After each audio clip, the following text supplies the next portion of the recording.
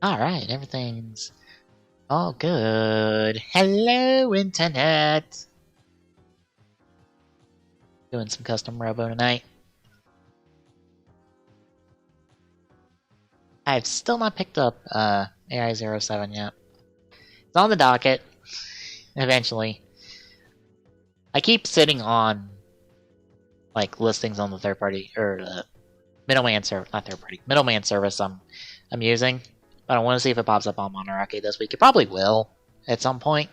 I'll see if I can snag a complete set off of there. Because it might end up being a little cheaper than going middleman on it.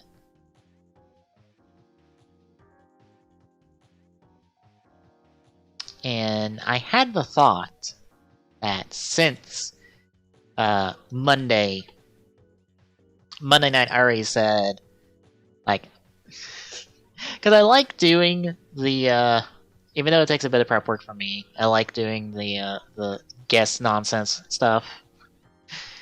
I probably will set up Persona 1, but probably like later, because I want to round out this last round of Fate, more or less, with Clock. And that might be Saturday, I don't know. We might just round it out, and then like maybe just do a little bit of Civ 6 before we hit TGS.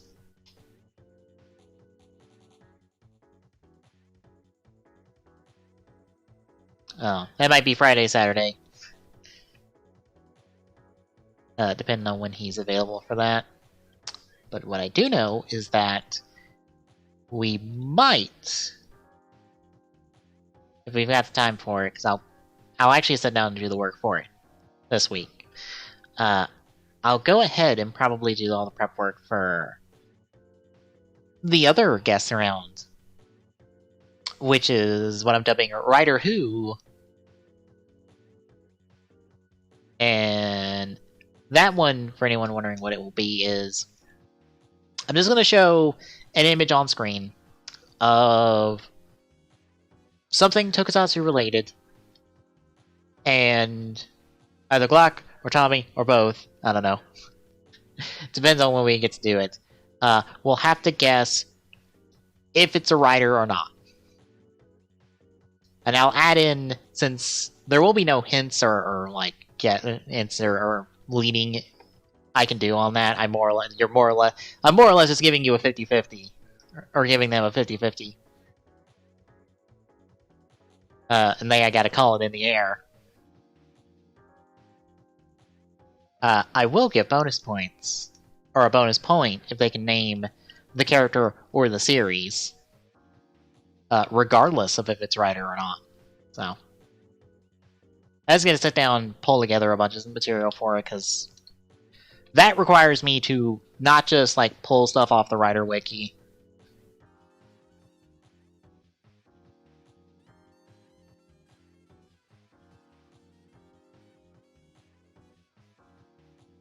I also got to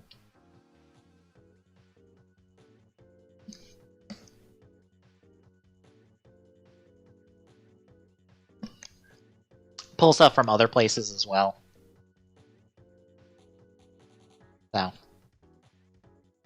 and also if you see, as you see on stream, the average viewer goal has been met, presumably, but we're gonna pocket that one until after this stream, because the thing is, the average viewer stuff is monthly, and we would like it that to be like a monthly 3, but if it's not, like more or less, if it stays 2 or above after tonight, we'll call it cleared, but if it doesn't, it won't be cleared.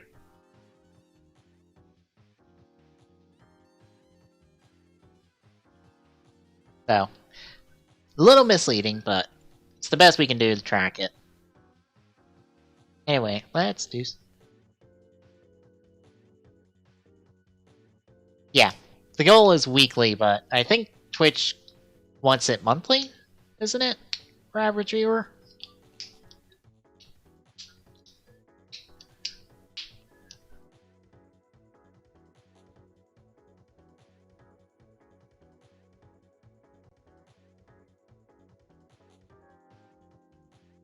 Yeah, I was about to say they wanted it monthly.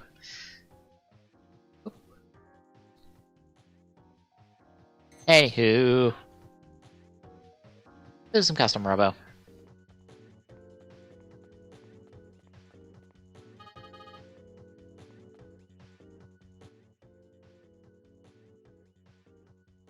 Is it? Dag nabbit. Hang on. Had to do the refreshing. Refresh on that one too.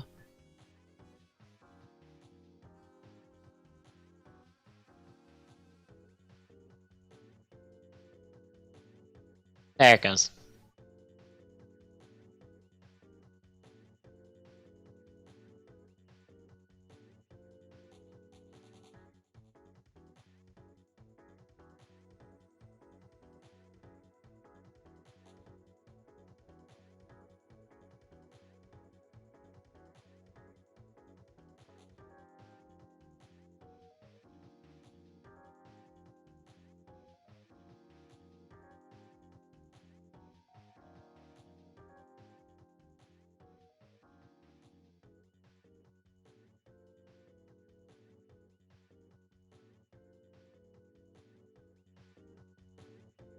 Also, I'm doing some quick audio stuff.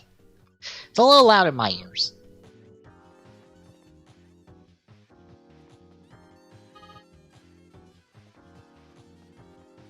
Is that the last one?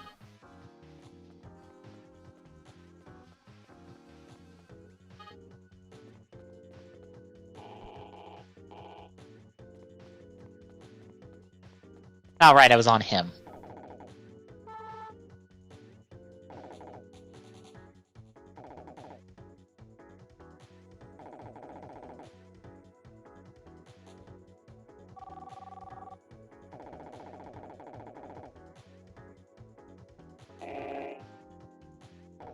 Well, that doesn't sound good.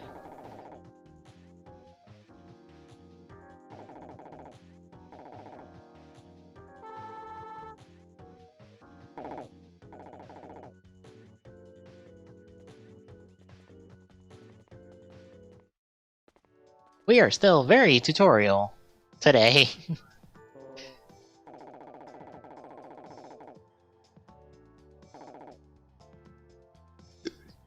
Excuse me.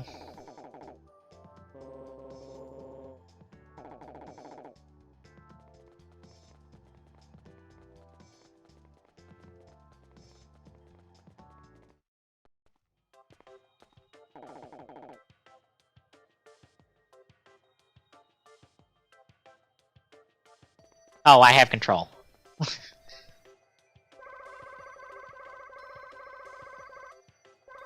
Of course they are.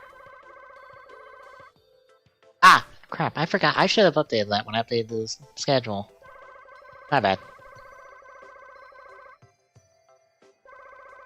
I forgot. Right, Twitch has an internal schedule now that we can update and mess with.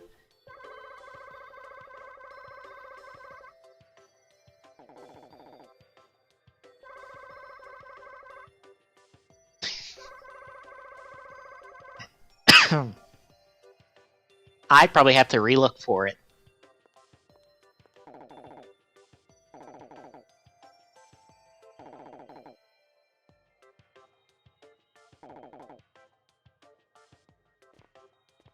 I'll pick Plu, dumbass.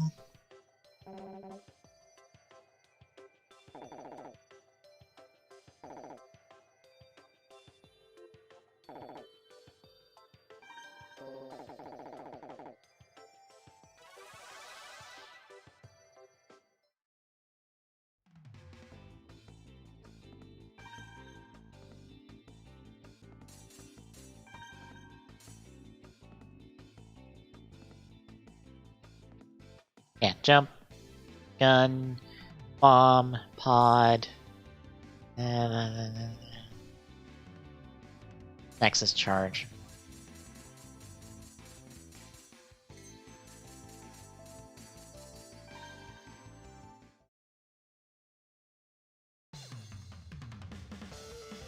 Oh, it's buried in the settings, of course it is.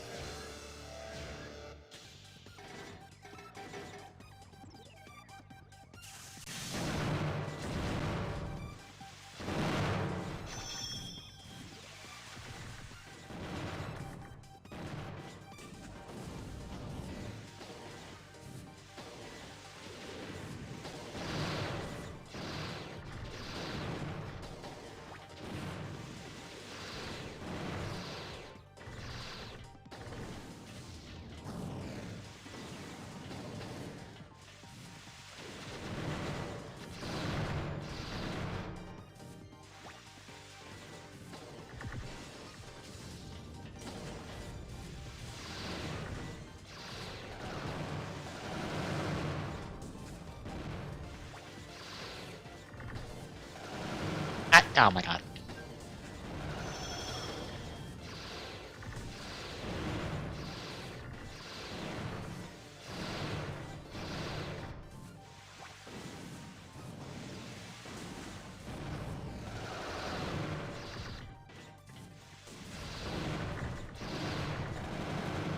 Ah, you fucking piece of shit.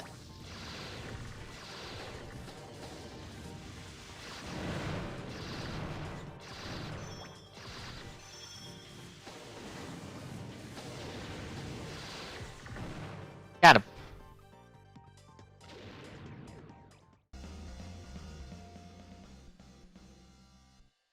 Turn down the audio a little more. Reflection pod. Long thrust legs. Okay. Maybe it's some good parts.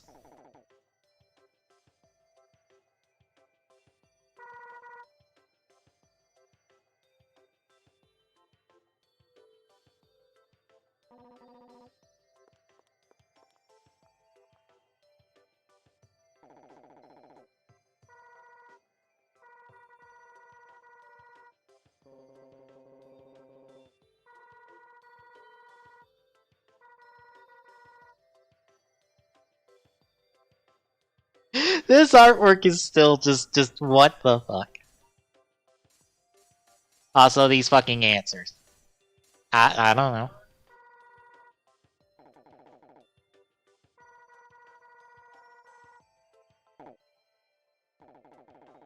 Ah, thanks. Thanks for getting me in trouble.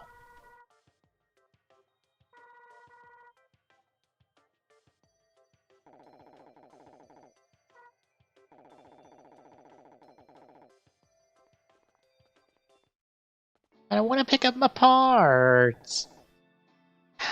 Fine. Can I hit here and pick up my parts? Of course not. I've just gotta... I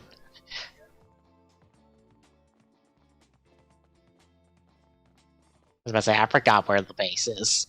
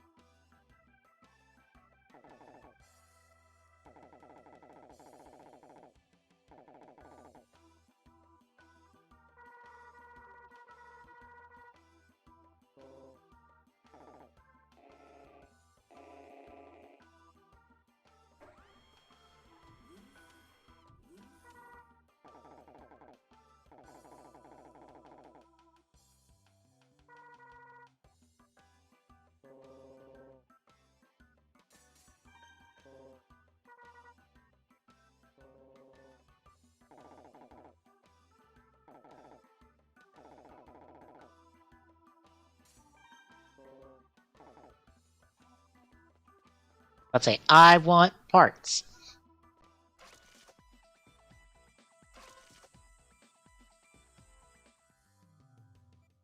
Let's see what those parts are. First off, legs. It's our first actually new legs.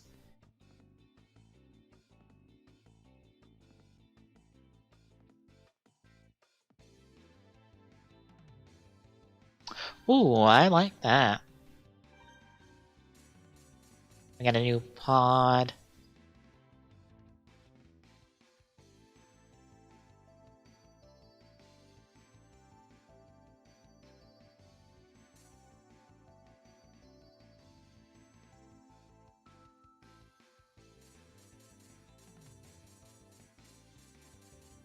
I don't like that reflection one.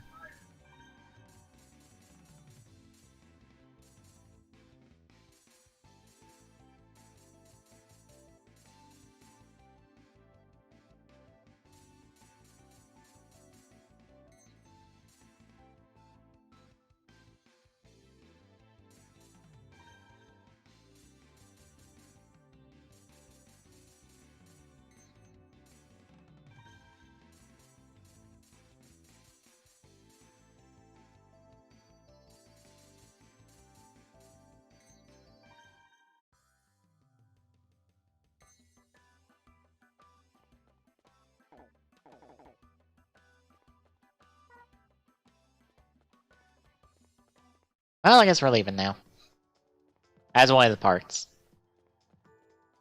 I assume as soon as I get here. Oh no, I could have got parts here too. Okay.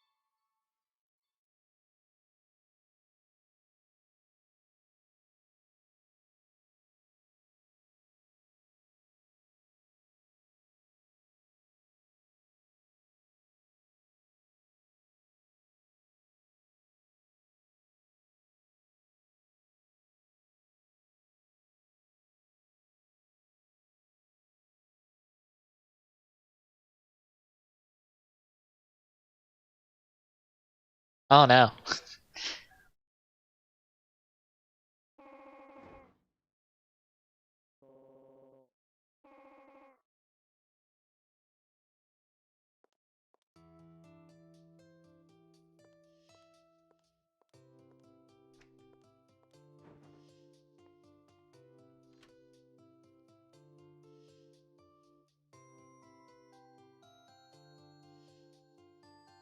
Got another place to look for Soto. I think it's just another mailman kind of place, so.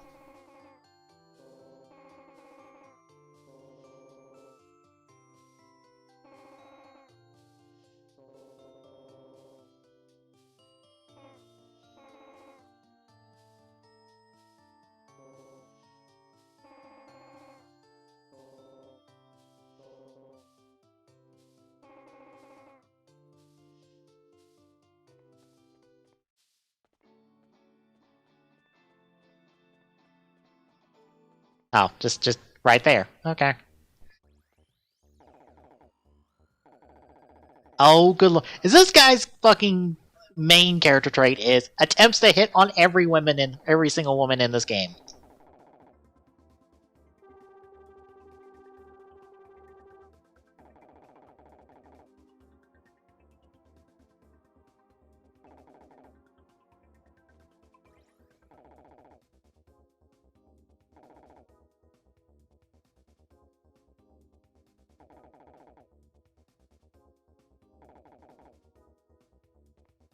Okay, cool.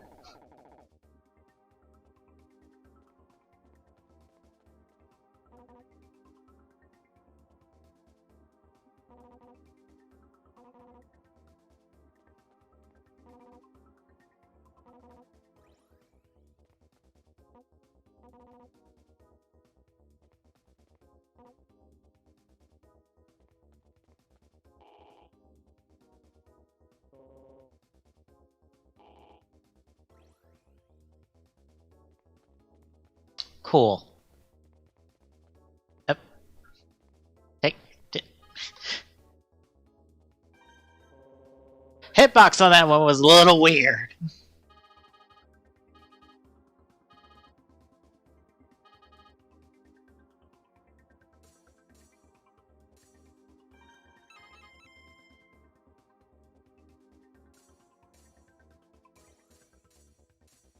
A dive? Le Cube? Laboratory, and laboratory.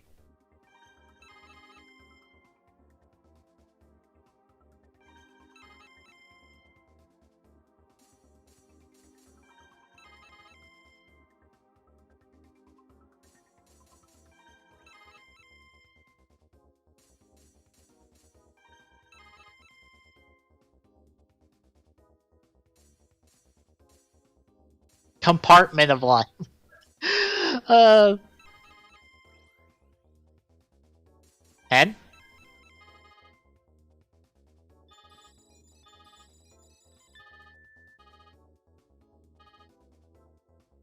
Cool.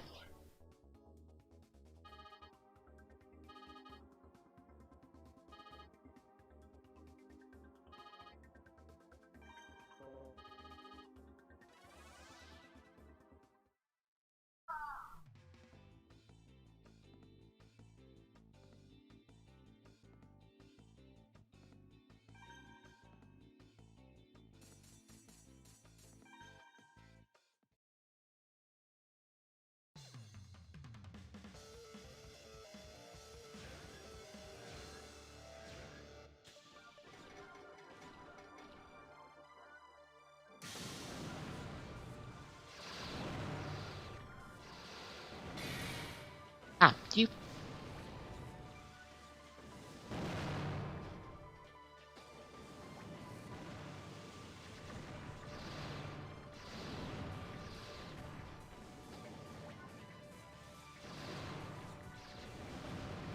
Ow.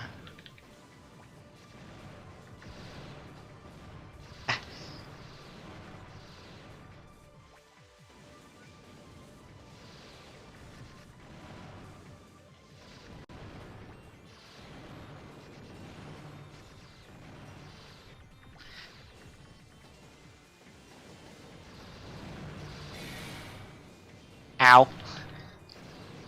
Get out of here.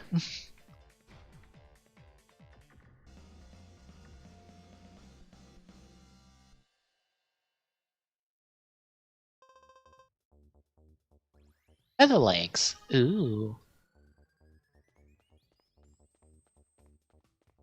Where was the... Oh, back there.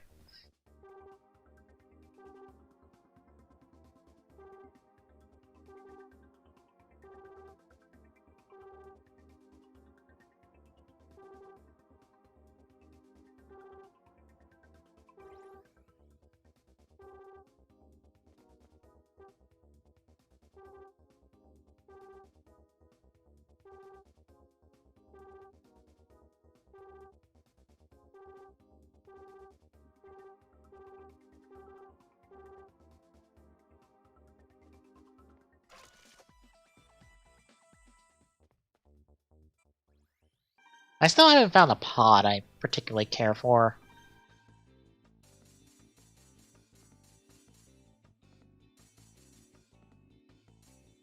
Probably just keep the one I have. I'm gonna change this.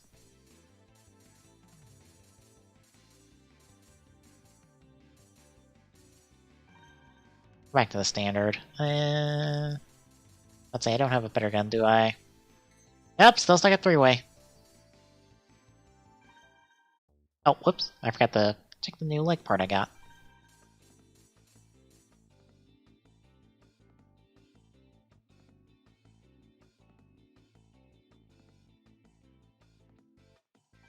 I mean, I'm mostly doing a whole bunch of air dodges, so I'll take that.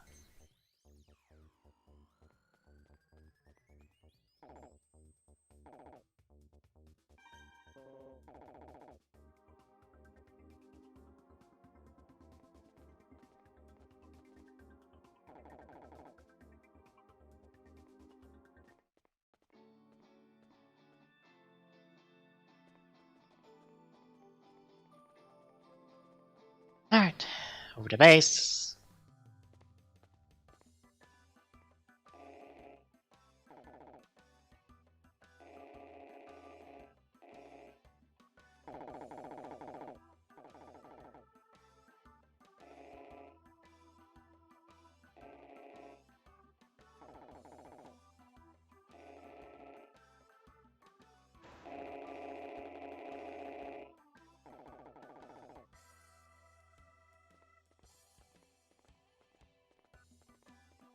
Wow, that was...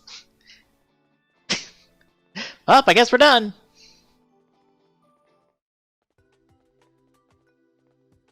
Does this game crack open at any point?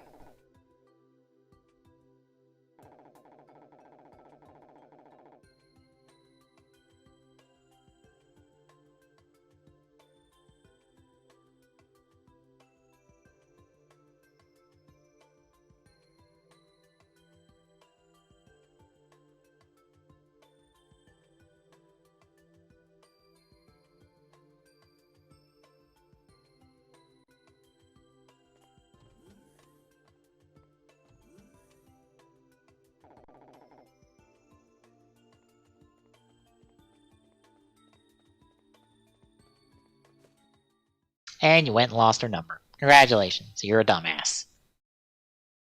Hello? Hello. Hi. Hi. Who's a dumbass? My partner in this game. Oh, okay. I just hopped in and, oh, you went and did this to the girl. You're a dumbass. Alright, good conversation. He lost the number to the girl he just asked out. Nice.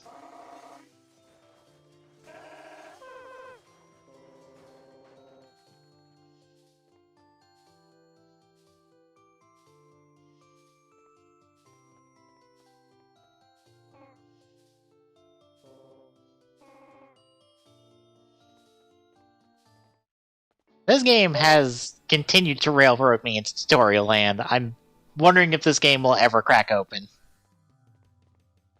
What do you mean?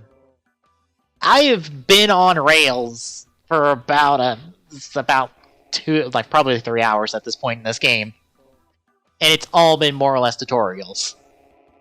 Nice.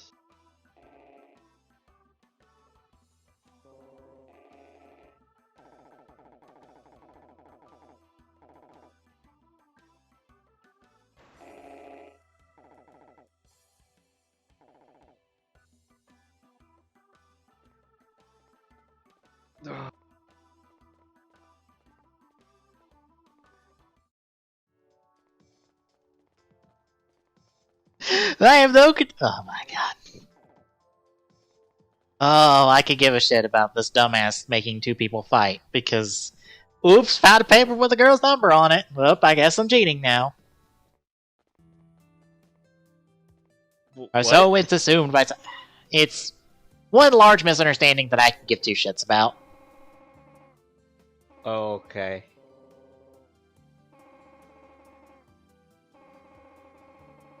And this old lady who apparently doesn't understand certain words and thinks we're saying other words. This is an old game, right? GameCube? I need to see this. I need to see this being played.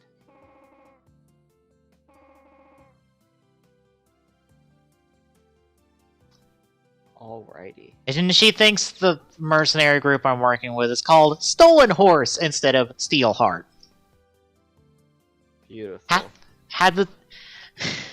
Ma'am, that's not even close! Oh my god.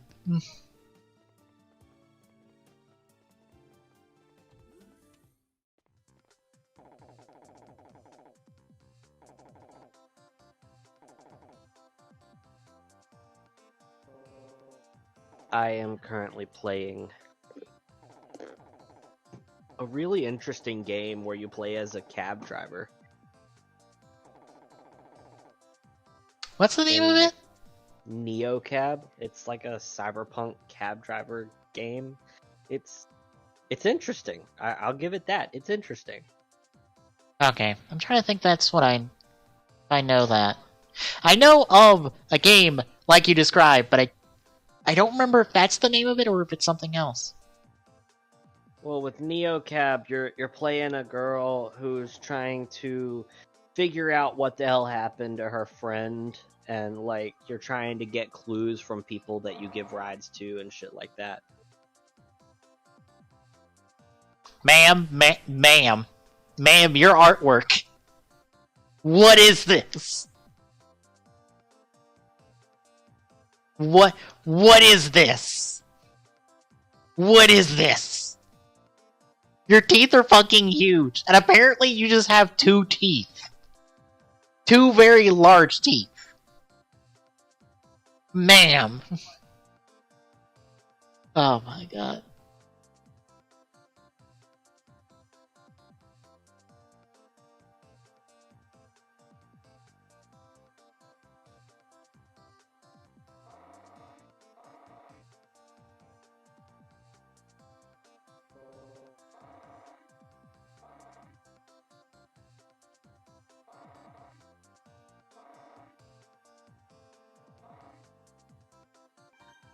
Cool, I'm facing a tank. Wonderful.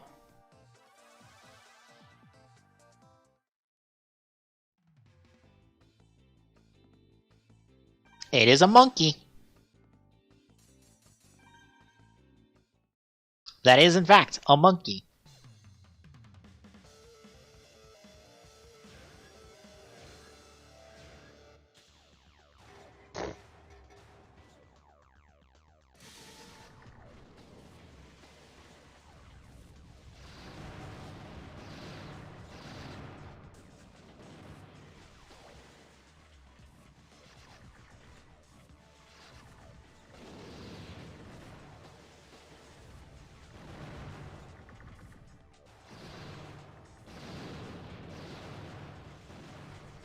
Oh my god.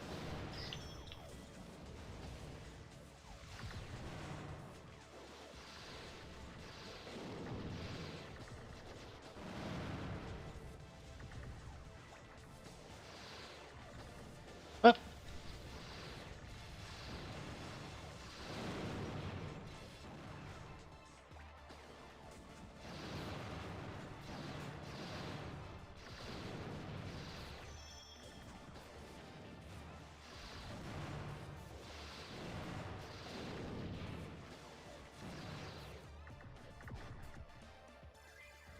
Well, that was an easy fight.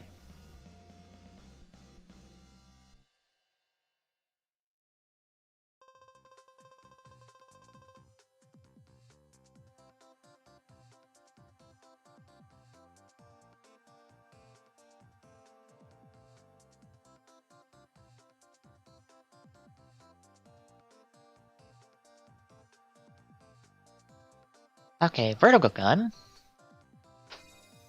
Reference better than my three-way. Mm-hmm.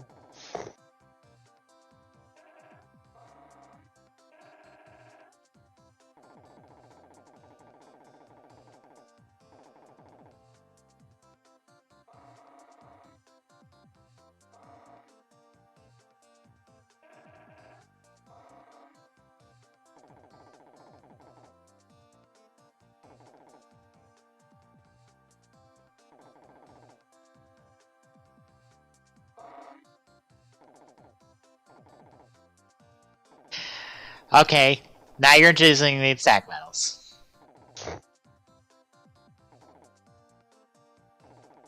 Cool, I have a target swap button now.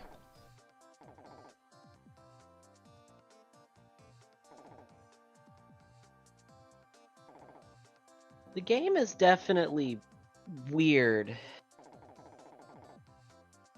What, the game you're playing or the game I'm playing? Game I'm playing. Okay. So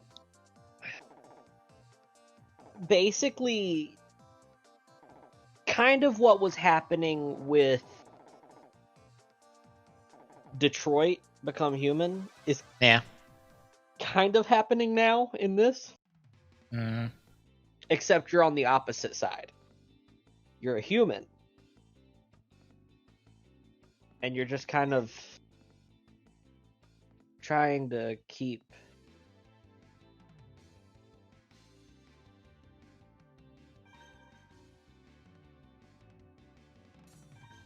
Cool. One of the robots I'm facing is is just MODOK. Cool. His body is just a face. Fantastic.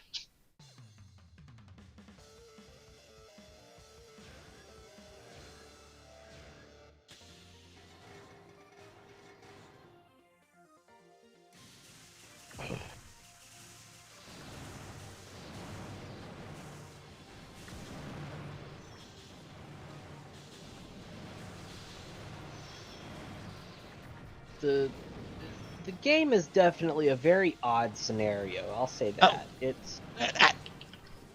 You're not used to the idea of, the main portion of the game is just talking. Choosing your words wisely to try to get the right answer. I mean, isn't that just a visual novel at that point? Kind of, but it doesn't play like a visual novel. I suppose I could bring you an apple. But it plays... Visual novels are a lot like just kind of... you say what you want to, but there's no real big, consequence to your actions. 1 second.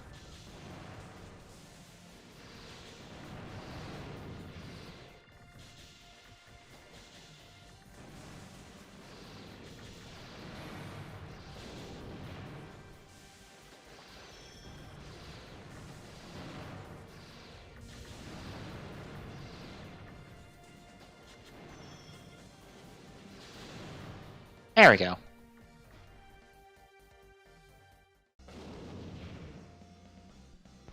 But every visual novel that I know of, the choices that you make don't really matter. You have apparently been playing all the wrong visual novels, because that's kind of the point of visual novels. For some of them, is more or less choose your own adventure in some respects. Yeah, see, the ones that I've seen are pretty much the story is the same, but the choices you make kind of change conversation, and that's about it. While this is kind of like you're kind of investigating. It's like a mystery game. You're just trying to find out what happened to your friend, and a whole lot of shit is going down at that same time, and it's getting difficult as time goes on by. Sorry, I'm trying to find a knife. Might have to wash one.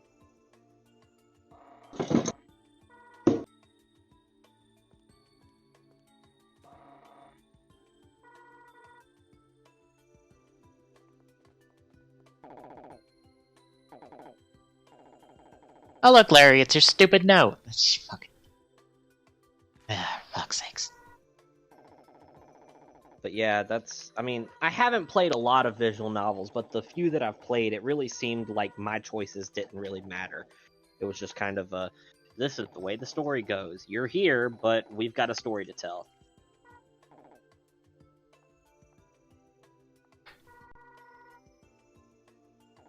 Mm-hmm. So it might be that I'm just playing the wrong visual novels, but I guess if you put it in the choose your own adventure category, I guess it kind of is a visual novel. Well, there's visual novels with like different endings and different routes. Those are the ones you're probably not playing, is those ones. Yeah.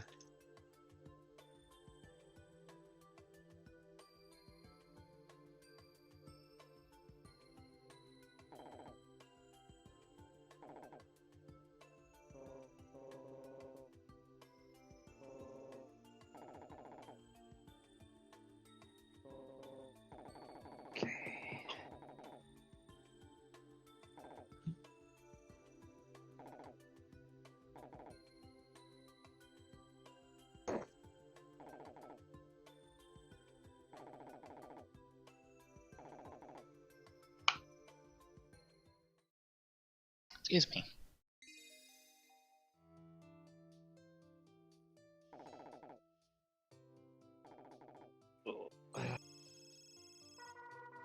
Oh, I haven't practiced guitar in a couple days. I need to get back on it and practice a little bit more.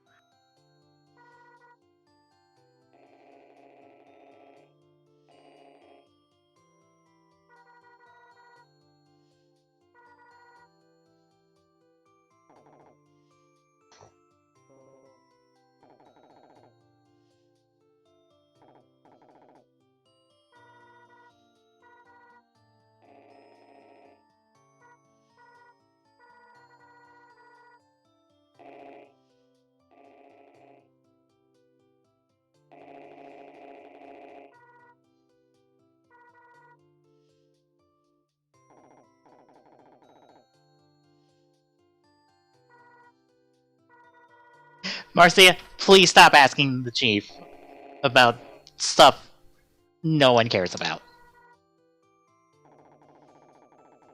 That is because you're asking him Harry questions. Stop asking him Harry questions.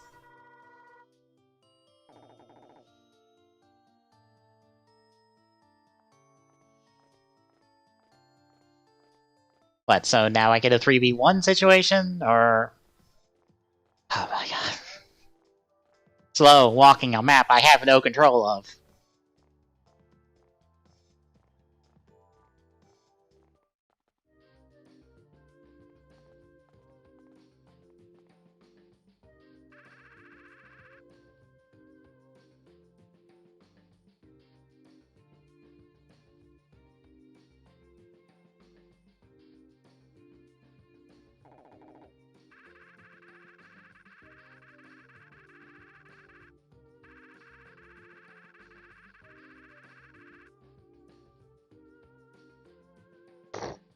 Your name's just Evil? That's it? That... Okay, cool.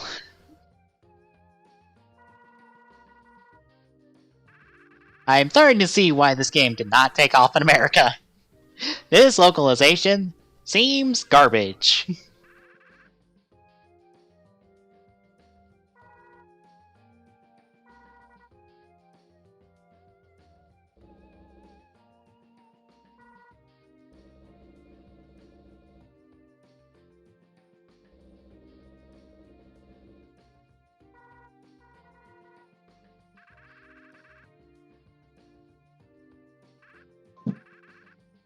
I missed the pillow, I'm sorry.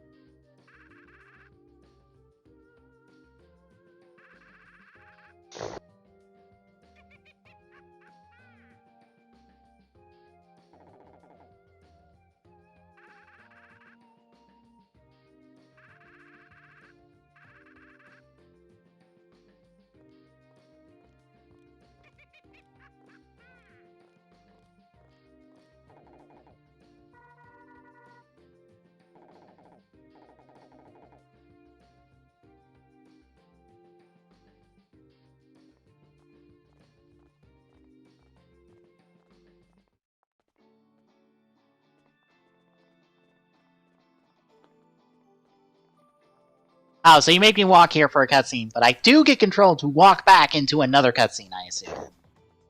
Thanks, game.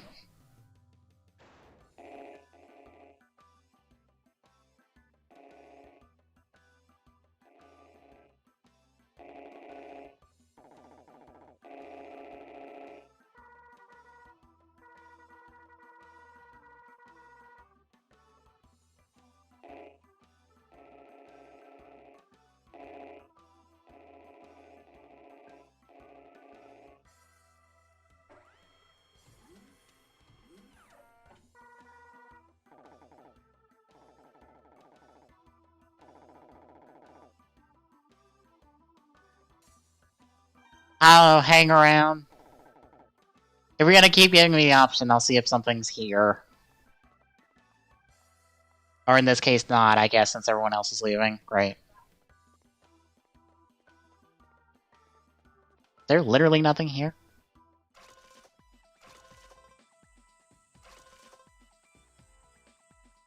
Oh, there's the parts. Might as well customize.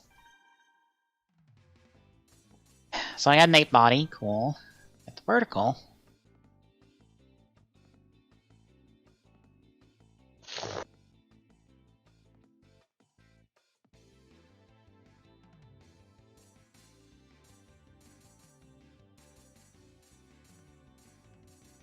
A little less attack. Same amount of speed. A little bit more homing.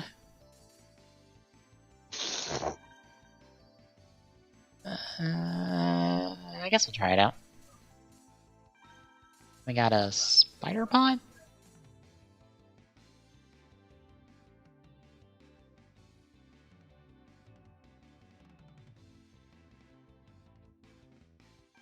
That actually might be more helpful. Pods that act as landmines. That actually would be more helpful because the homing ones are not.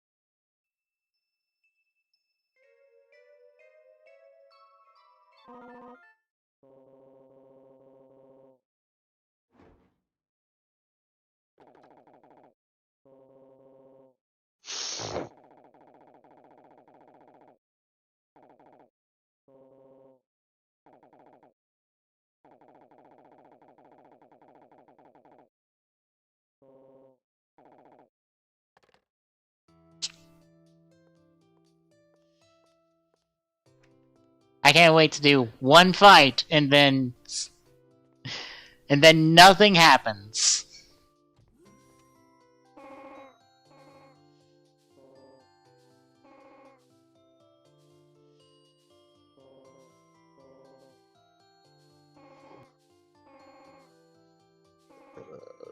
Oh, excuse me.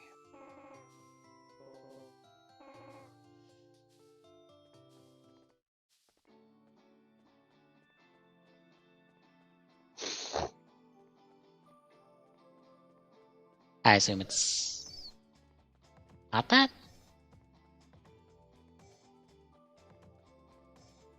Oh, it's up here.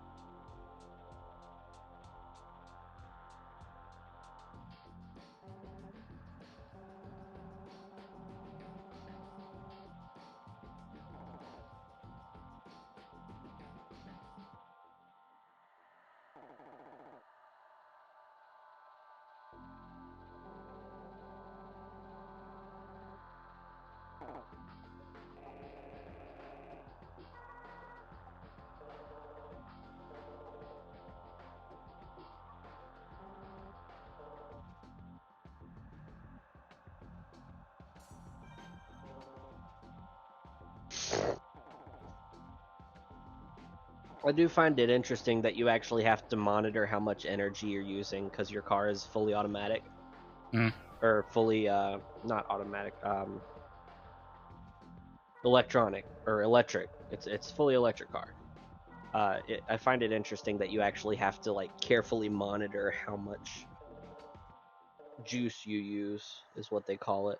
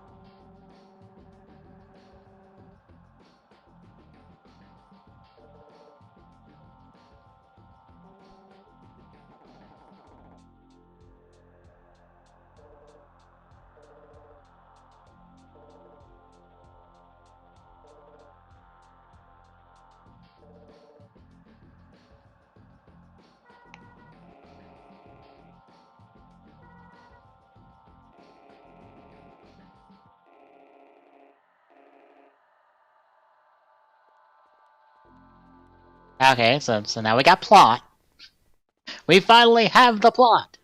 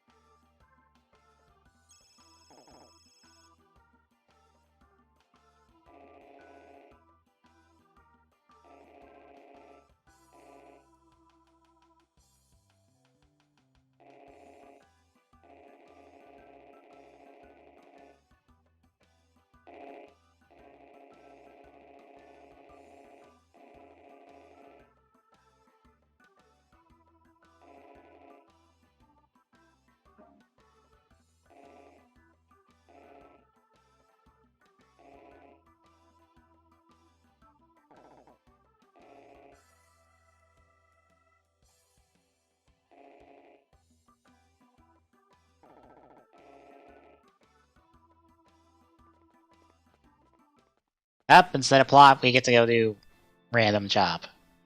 Yay.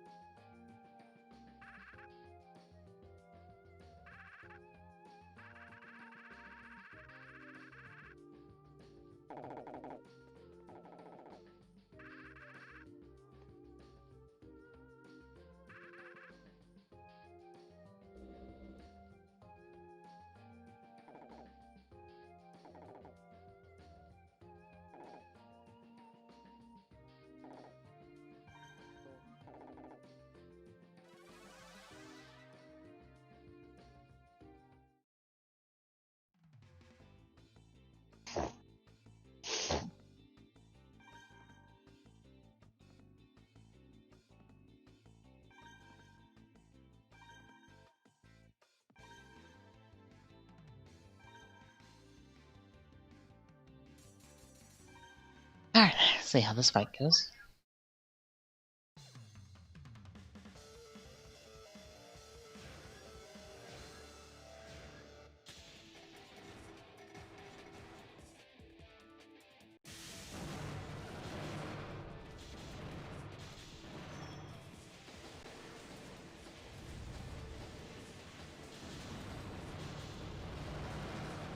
Oh!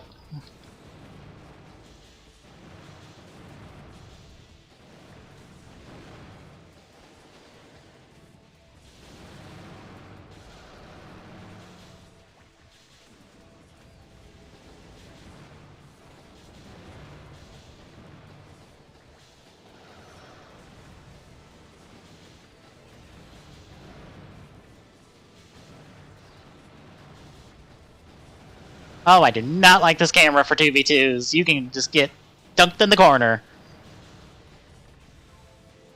Oh, I'm in a corner.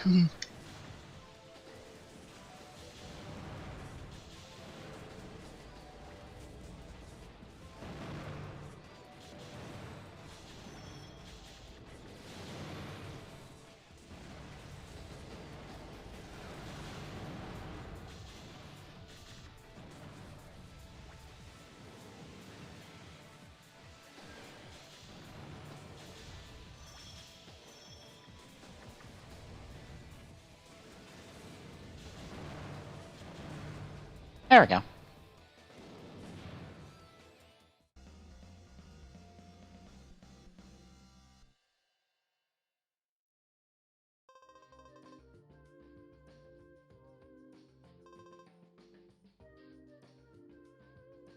Give me 1 second. I'll be right back.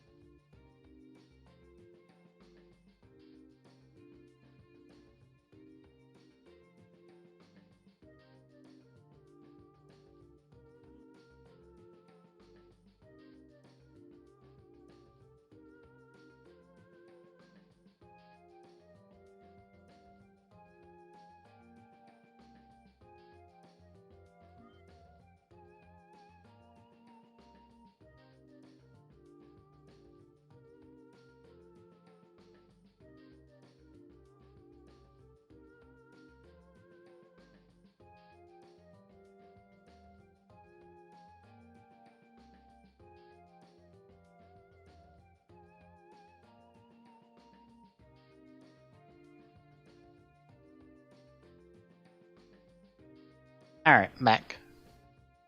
Welcome back. I heard the. Oh, not that screen. That screen. This is not a 16:9 game.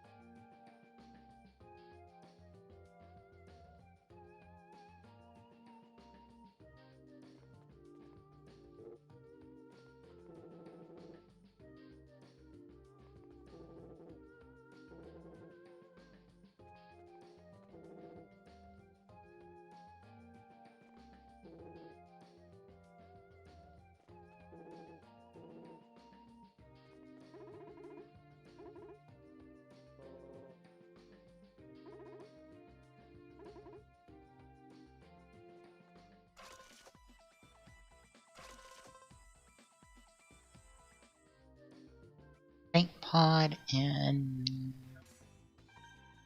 a new gun? No. New bomb.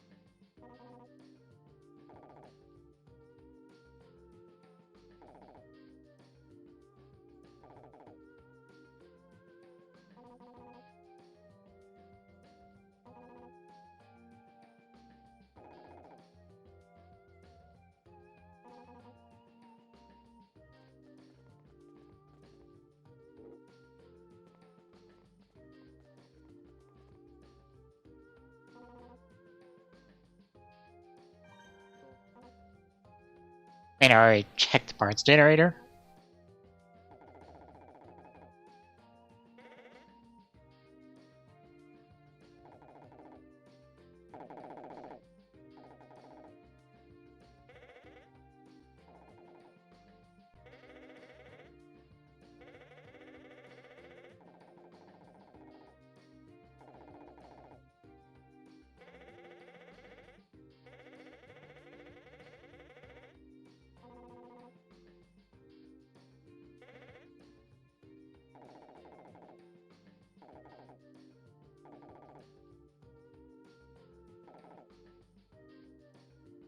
Oh my god, will this game stop explaining things to me? Just move on.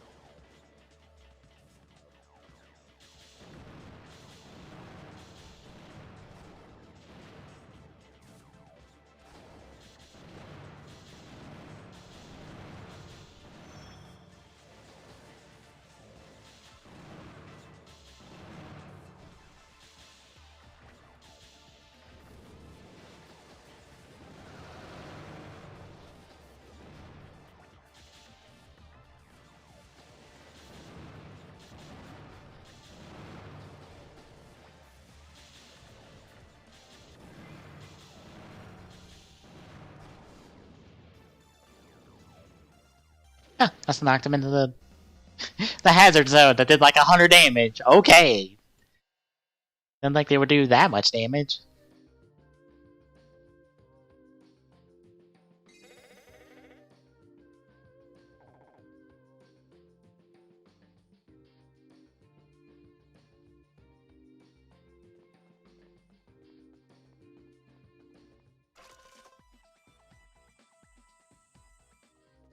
I got the javelin body.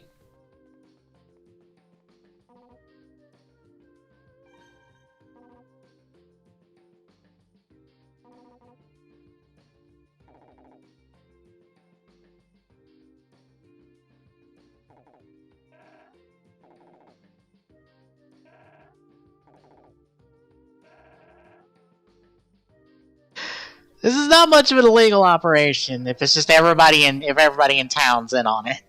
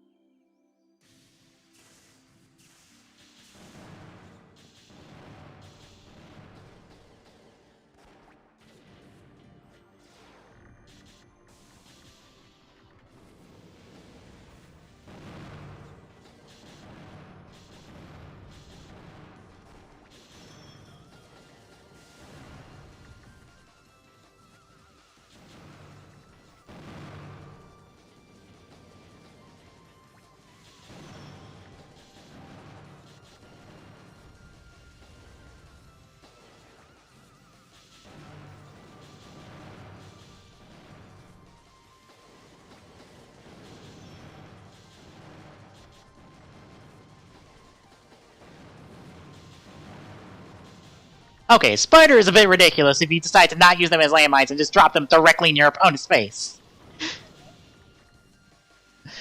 Since they home.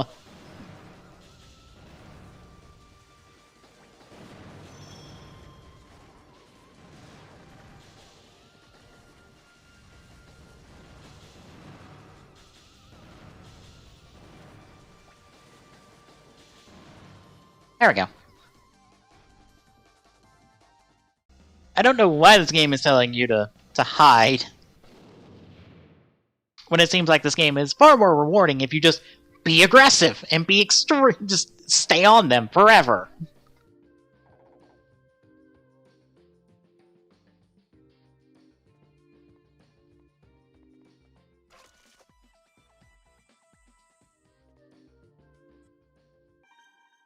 New gun, I assume? Yep.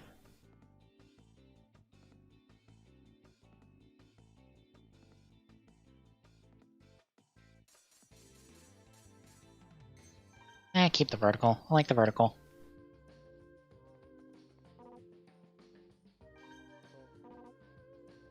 Yeah, get to fight Harry again for like the third time in like 3 hours.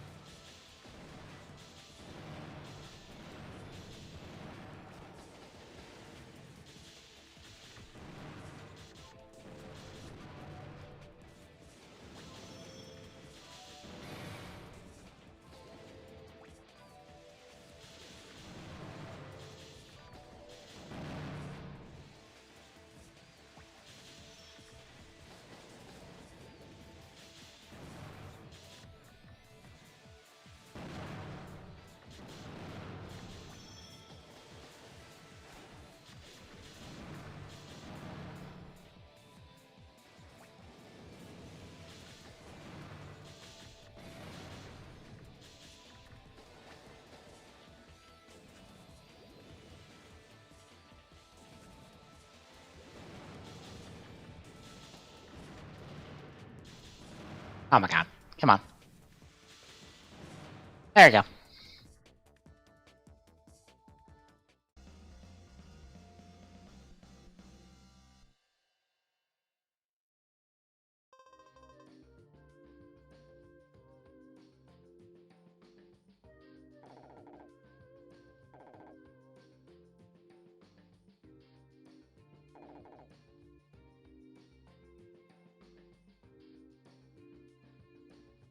Alright, so what's a caboose pod?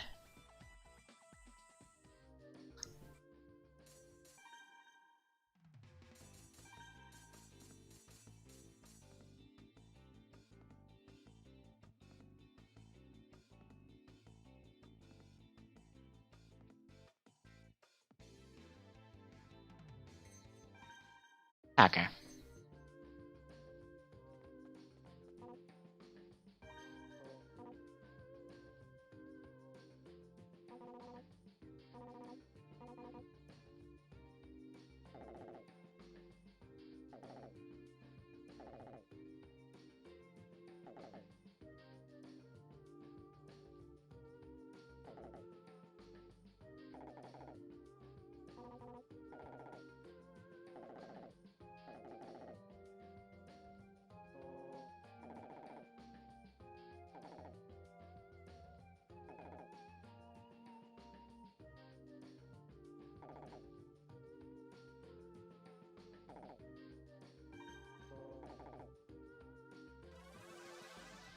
Alright.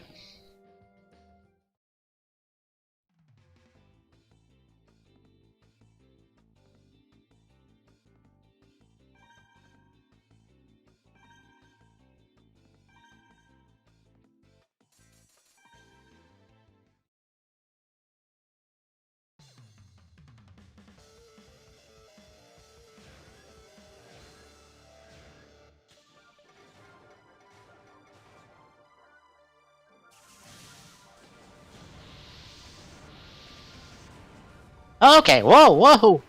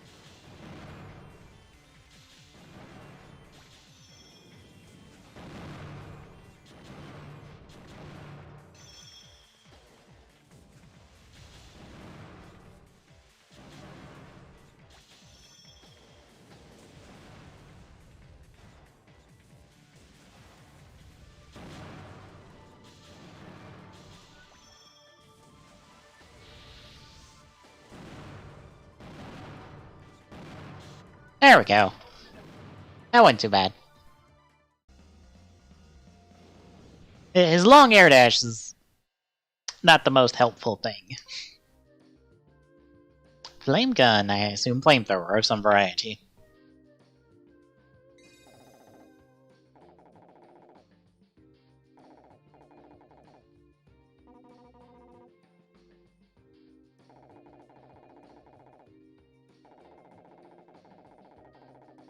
Thank you, game, for pointing it out on the character model.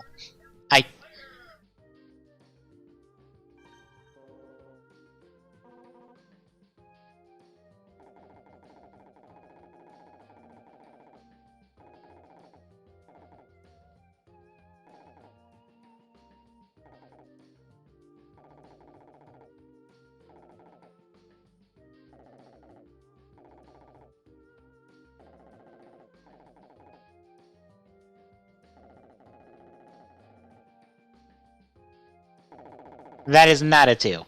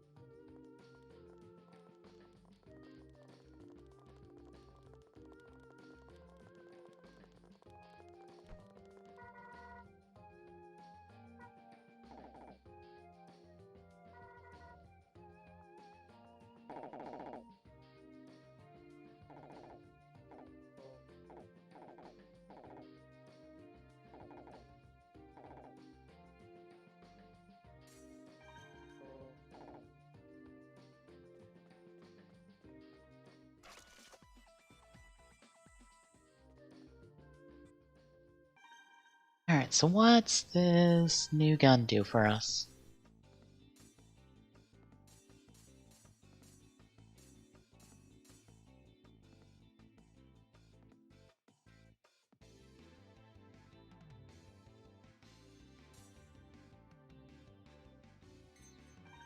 Stick with the vertical.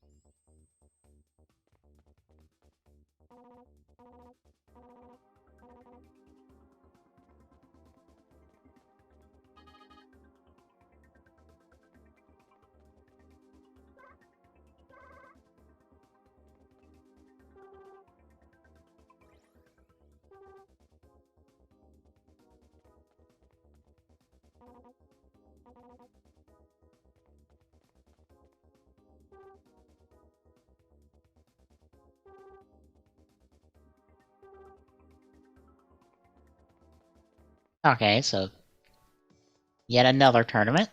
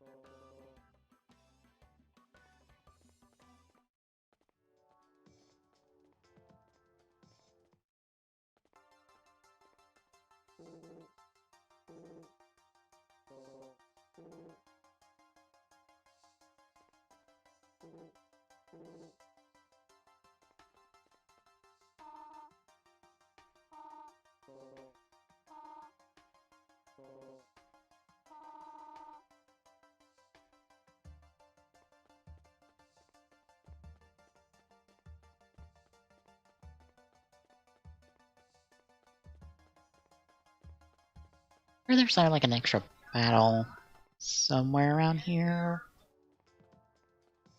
Like an extra part, maybe?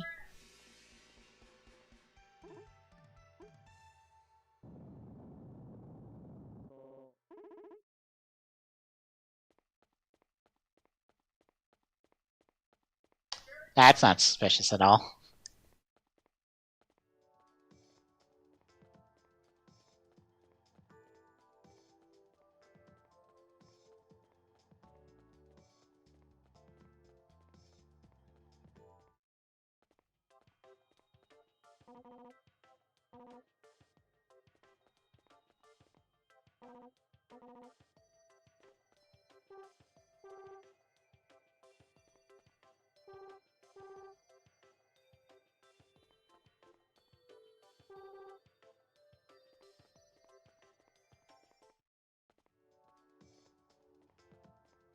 I guess not. Oh well.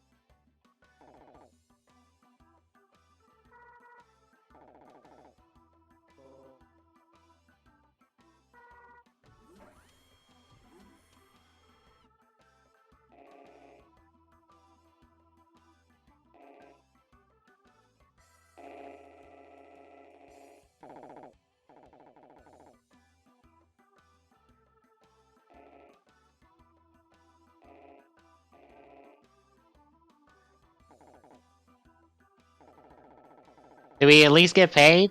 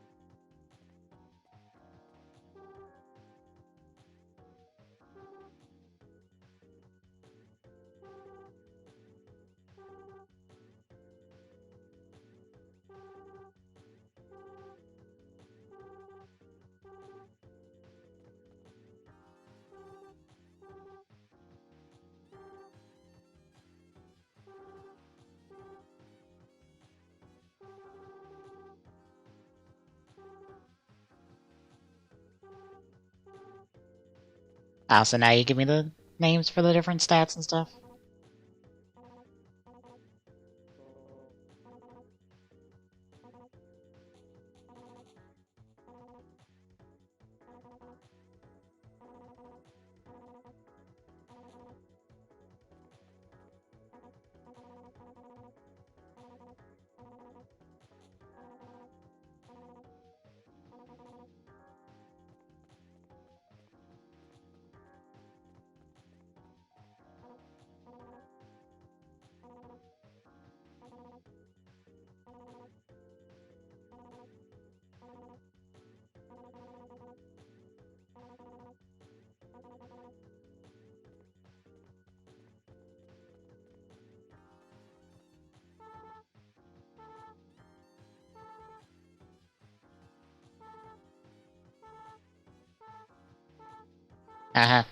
Okay, cool. Oh god, there's more people.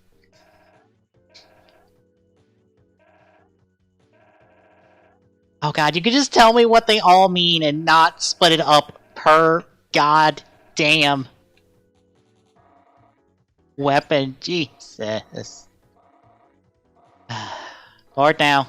Blah blah blah blah blah blah blah blah blah.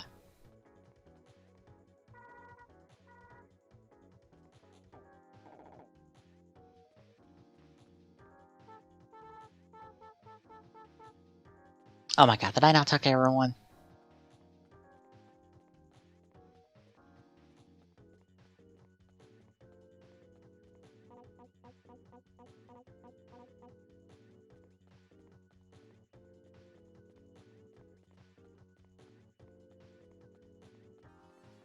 No, of course.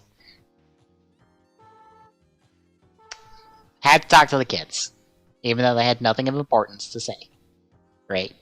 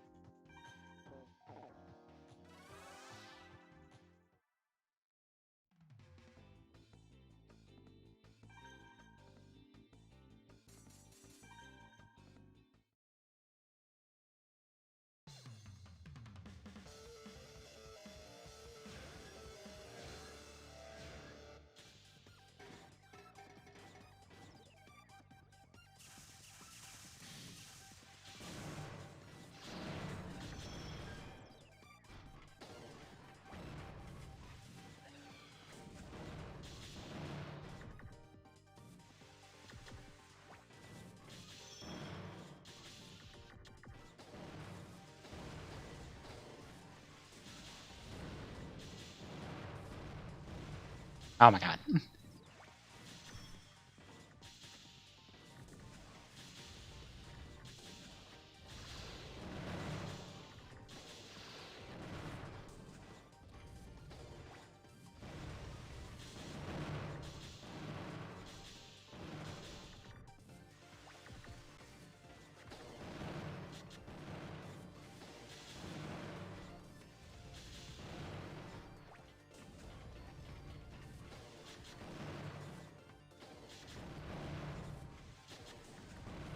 Oh my god.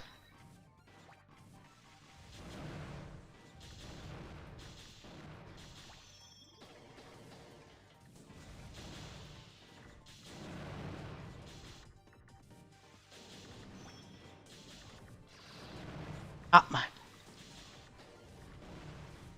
Oh, god.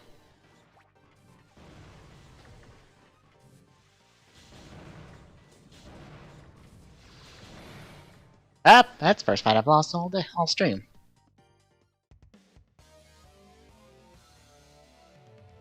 Didn't help, I kept getting hit by his fucking grenade.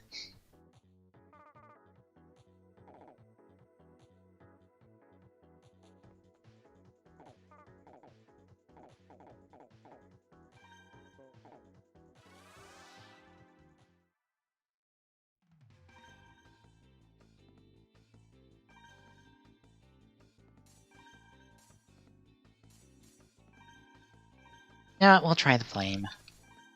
Might help us out here.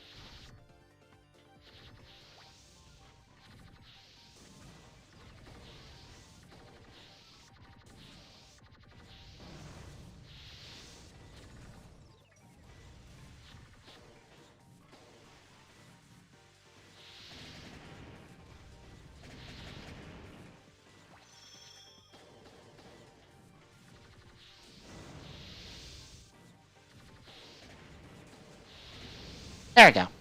That's better. Don't know if I like my shortened range.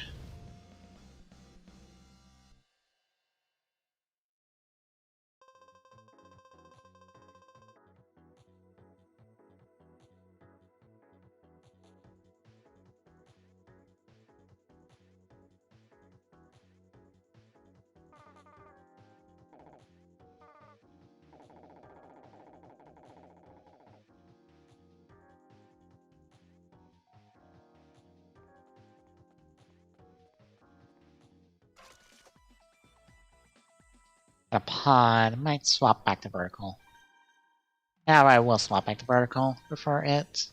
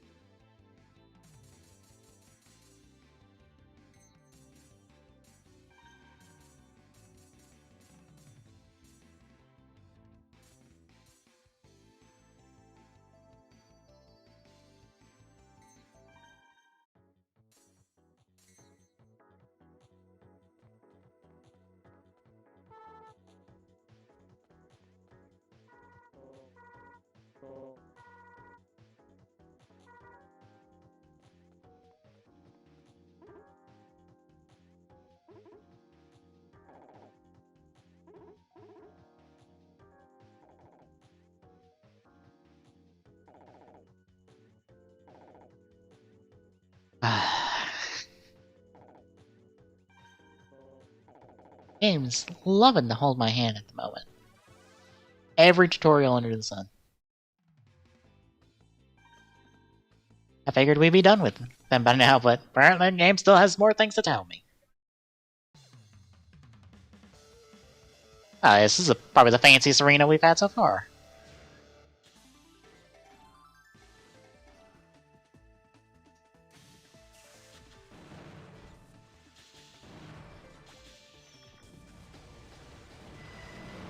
Oh, whoa. The hell?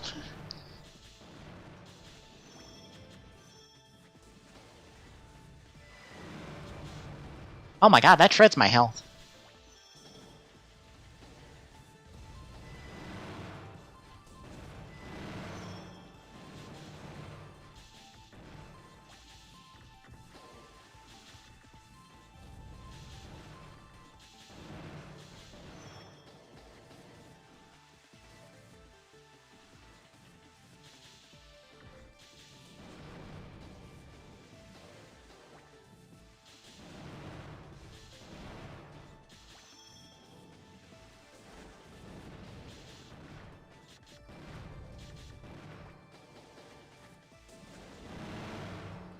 Ah, god.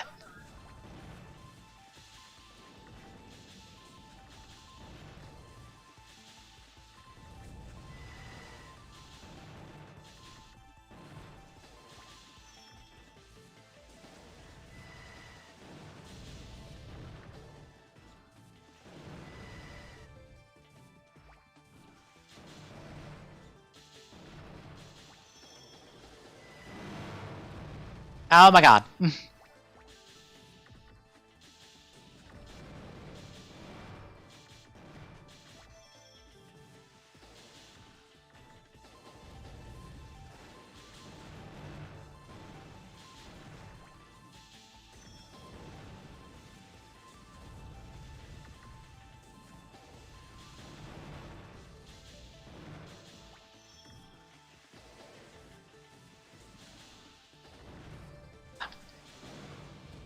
Ah, thank god.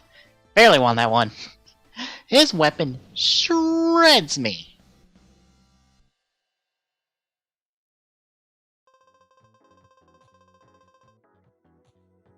Of course, you don't give me the gun, you give me his, I assume his leg parts.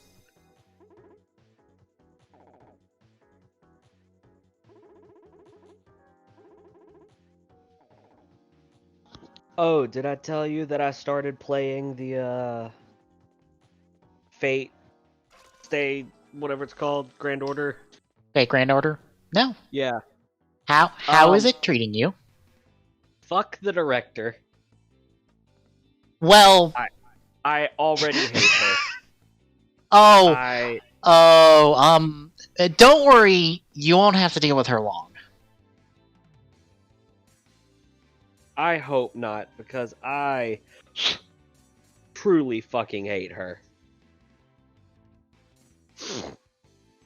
You have to listen to me. I'm the boss. The entire time I was hoping for some kind of dialogue that was just like, shut the fuck up. I've got shit to do. Out of curiosity, how do you like the doctor? He's peculiar, but he's all right. Okay. I'm assuming you're still more or less on chapter 1. Yeah. Also, just to kind of explain something to you, because you probably won't pick up on it, the area you're in is a altered, I think the Holy Grail War that is the basis for Fate's Day Night, if I recall correctly. Gotcha. That's why you have, you've run into not quite Kakulin, right?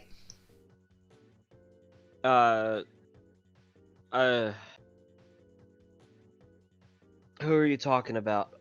I mean, Kakulin Mage. I don't think so. Oh, okay. I was about to say, I think you... Hang on, I'll tell you where I'm at. Currently... Singularity F... That's the Unknown correct... coordinates XC. I'm in the 3rd mission of it. Okay. You might not have ran into him yet. I honestly do not remember how it progresses, so...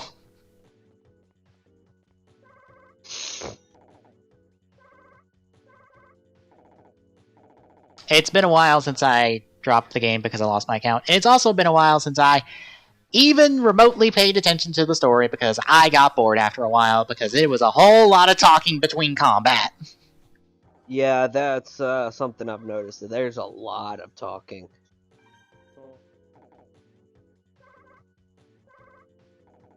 There's a reason I kept skipping dialogue.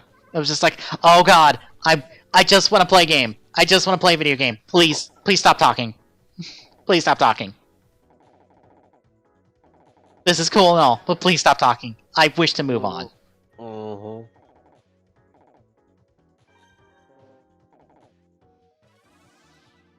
I'm currently summoning. Hang on. Let's see.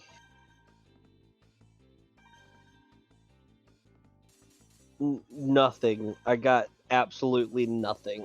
Awesome. Welcome Friend to Fate. summons are pointless. Welcome to the Fate Gotcha game, where have fun getting any decent unit. I've currently got... Fuck, what's her name? Hold,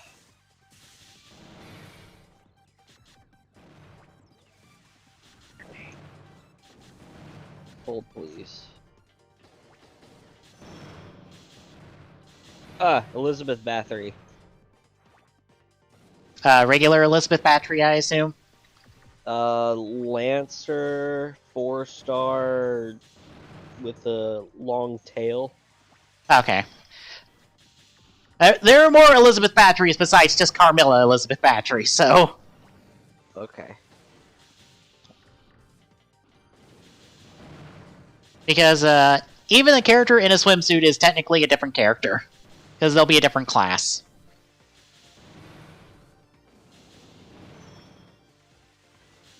But yeah, I've got her, I've got the main girl, which confused the hell out of me at first, because she was apparently a normal person and then became a servant. She's a demi-servant, not a proper servant. Right, which means she kind of exists in both realms, right? Kinda? She's the host for she's the host body for a servant, and she gets to borrow their powers. That's kind of it. Gotcha. Also, she gets to have a unique class of shielder. Gotcha. I also have Medusa. I will tell you this, Joan of Arc is a stupidly good unit. Her Noble Phantasm is just, here's a heal and invincibility for a turn. Nice. The only downside is, Joan of Arc gets stunned for that turn, but oh no, she is stunned for the turn she gives invincibility. Guess what that's useful for? Every time the enemy decides to pop their Noble Phantasm, that will wipe your ass out. Great. I am skipping this cutscene. No, I'm good.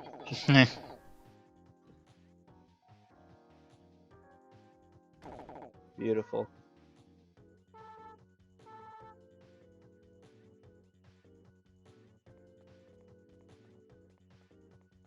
Yeah, this game is, the fighting is...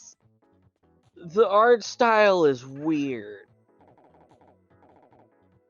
What, the sprites? It almost feels like Paper Mario. Well, that's because those are 2D sprites. On a 3D background. Right. Which is why.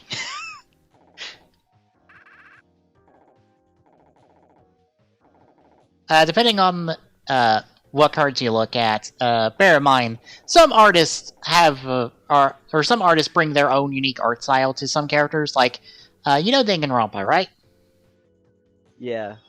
There's at least 2 characters that have their artworks done by somebody from Danganronpa, because it's the same art style. Gotcha. And it's a really stark contrast when that happens. Because it is so different from everything else. Because everything else is fairly consistent, even if it's different artists.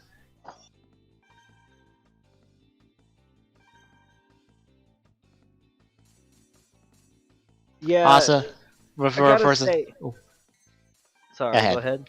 No, you go ahead. I gotta say, the abilities feel kind of cheaty. In the beginning, at least. Just being able to just super boost your characters. Meh. You're gonna need it. I am sure, but it feels super cheaty right now. Trust me, this game will fuck your day up if it feels like it. It kind of makes me want to play an old school Final Fantasy game again.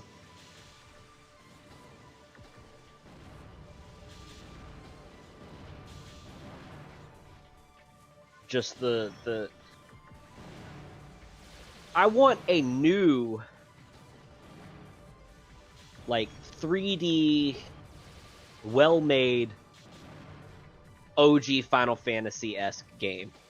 Does that make sense? Yeah. Like, I'm not looking for retro style. I'm looking for a new game with the old Final Fantasy combat style. Oh, out of curiosity, is there any special event going on? That's a good idea. Or that's a good question. Let me finish this fight and I will tell you. Granted, you might not be able to participate because you haven't cleared the first chapter. 9 times out of 10, special events are locked out of you because you just haven't cleared the first chapter. I would think they'd still be visible, especially if there's like a special banner.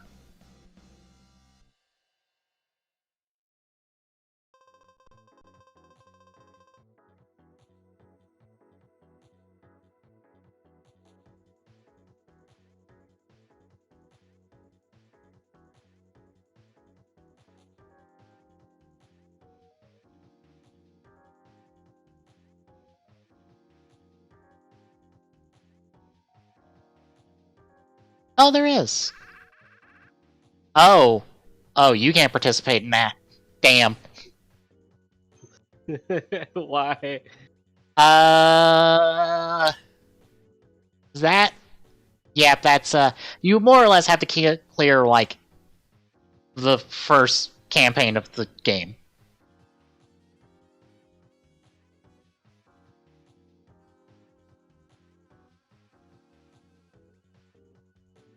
Which is, Da, da, da, da, da. I'm about to say, where's that listed? How many is that? That's like 7 or 8 chapters. It is a lot of chapters and a lot of grinding to get through that, so.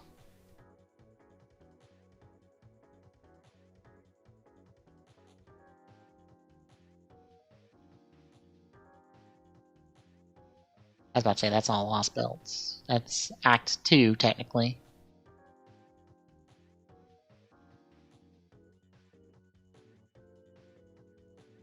How long is Act 1? I forget how long Act 1 is. It's like 7 or 8 chapters. Or like 7 or 8 singularities, technically. Oh, it's 8 because there's 7 singularities and then there's the 8th and final chapter. So that's 8 chapters you'd have to clear to actually access that special event. Great. The game is kind of expecting you to have cleared it by now because the game's been out for 3 years now. I said 2017. Yeah. It is not exactly beginner friendly. Oh, I don't know. I like the way the game plays, but it just seems very Grindy. Oh, yes, it is extremely grindy.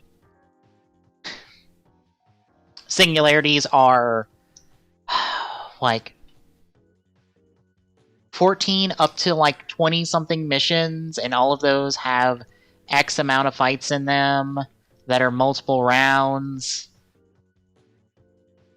This game is a fucking grind. A fucking grind. Which is why I only ever really logged on for special events after a certain point. It took me forever to finally clear the more or less Act 1. I just didn't want to put in the time.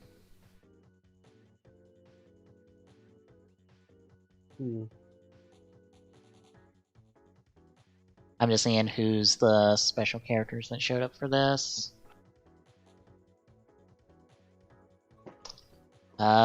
Evil version of character you'll meet in round 3.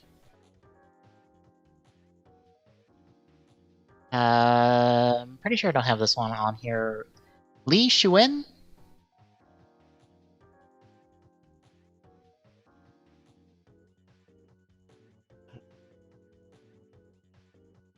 And then Okada Izo.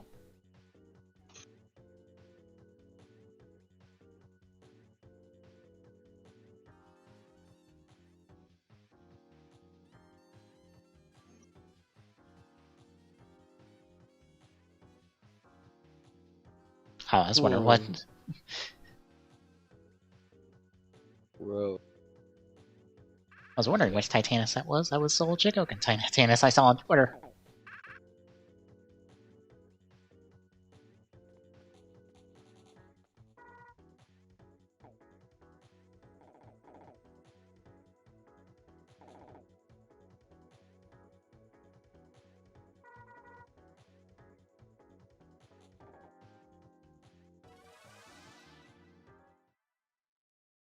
Why after I lost my account, I wondered if I could get a hacked version of the game to just fuck around with. Oh, and yeah. just have units, but that's not a thing for these gacha games, unfortunately. Like, I wouldn't even care about like PvP stuff, even though Fate doesn't have PvP last I remember.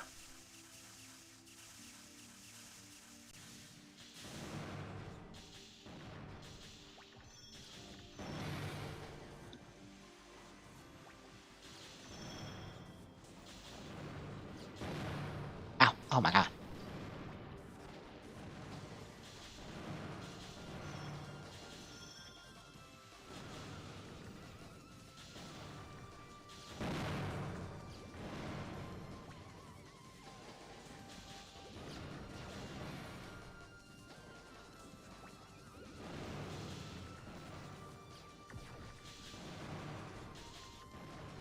I mainly wanted a hacked version so I could just like build a team I wanted to build and play instead of being stuck with just whatever I could get.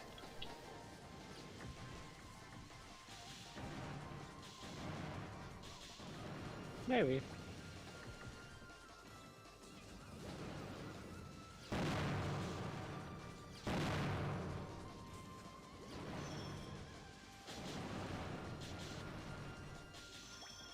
Because my main team was Artoria, Joan of Arc, and more or less whoever I needed to sub in to exploit weaknesses or whatever.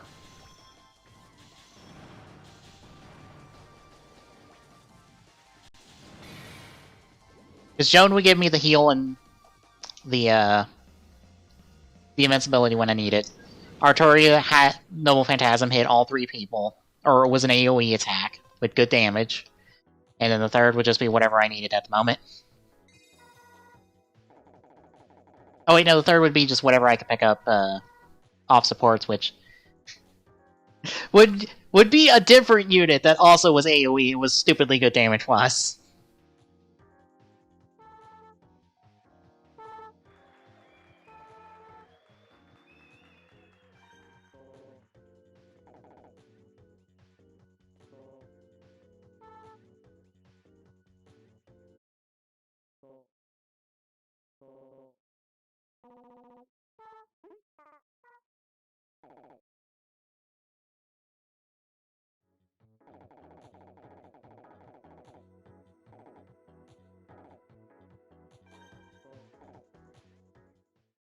Yeah, I figured you wouldn't be spoiled on stuff because I was like, I remember how grindy this game is. You're probably not even going to you're barely going to hit chapter 2 at this rate.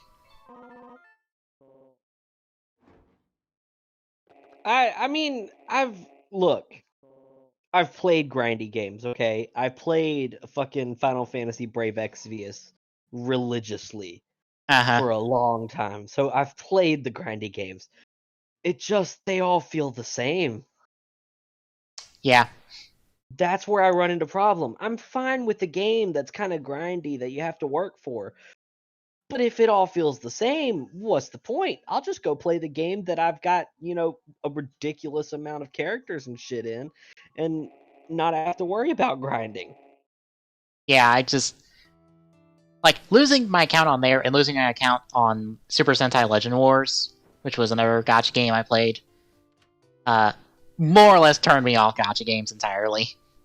I can't sit down and play them anymore because I'm just like, God, I can't invest the time anymore. Like I said, Brave Exvius is one of my favorites. It was a good game, and I ended up with the team with Noctis as my main character, so I was happy about that.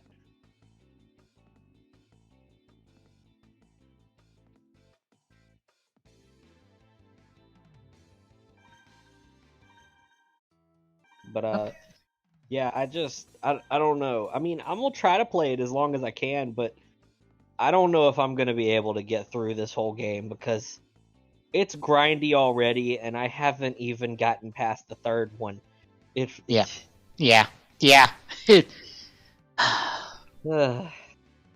Look, Fake Grand Order is best experience from the outside, looking in, and just checking the servant list ID or servant list ID on the wiki, and just going, "Oh, who did they put in this time? Oh, this person? Oh, they look cool.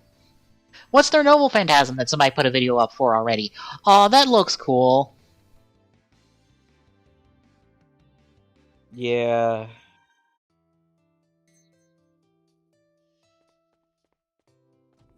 It's just kind of sad because I mean the way it looked and the way the characters looked, I was really hoping for I don't know something a little bit neater, I guess.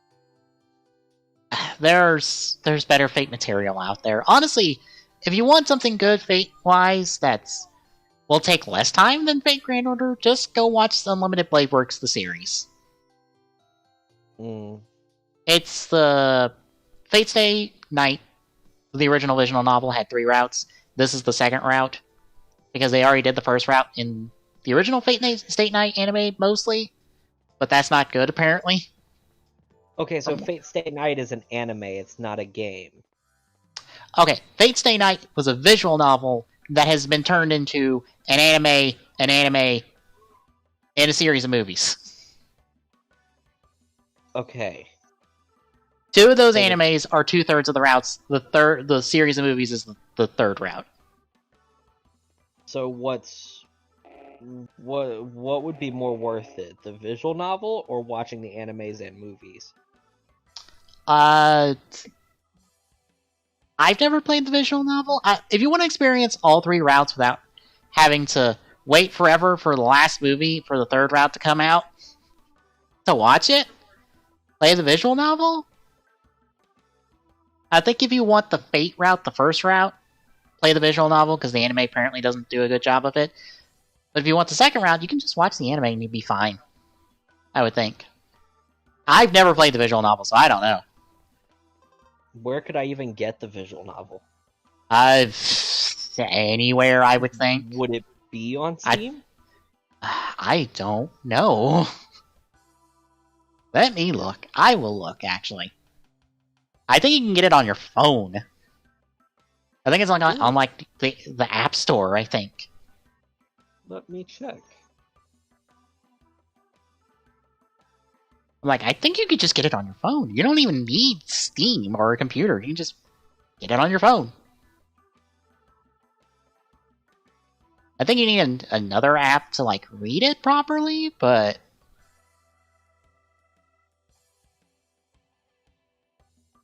I think you can just get it there.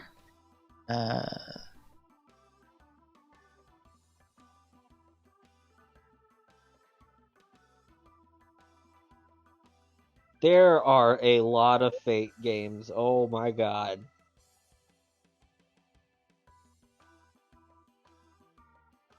Okay, it started with Fate Tiger Coliseum. That's not it. I think that's something entirely different. Okay, I don't know Fate Stay Night from 2004. There's Fate Hollow Ataraxia. That's Fate Tiger Coliseum. Alright, the Hollow one I think is the sequel novel to the original. I think. Fate. Yeah, probably because it came out in 2005 when Fate Stay Night came out in 2004.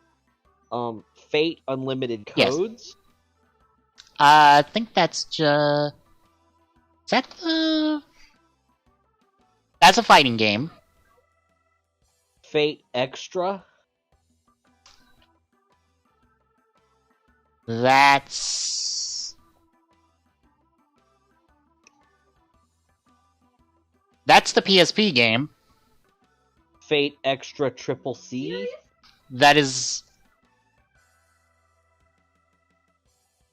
the sequel to Fate Extra. The Fate Grand Order. That's the gacha. And then Fate Extella Link, which is a Switch game? That's the Muso. I What? believe. Muso? Dynasty Warriors. Oh. Yeah, that's the Dynasty Warriors game. Ooh, it's on Steam. Hold up. Yeah, I was about to say, there's some Fate stuff on Steam like that. I think that's on Steam. Catalog. Fate. Extella Link.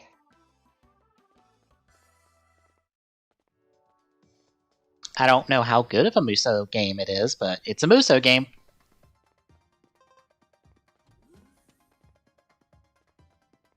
Let's watch gameplay. Also, I think that's the one that has the male King Arthur. I think. Pretty sure it is. I'm pretty sure you can play as him in that one.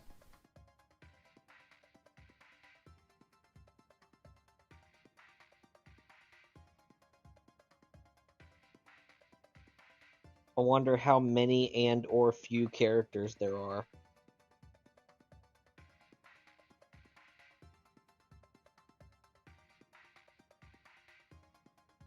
Well, it looks 16 characters?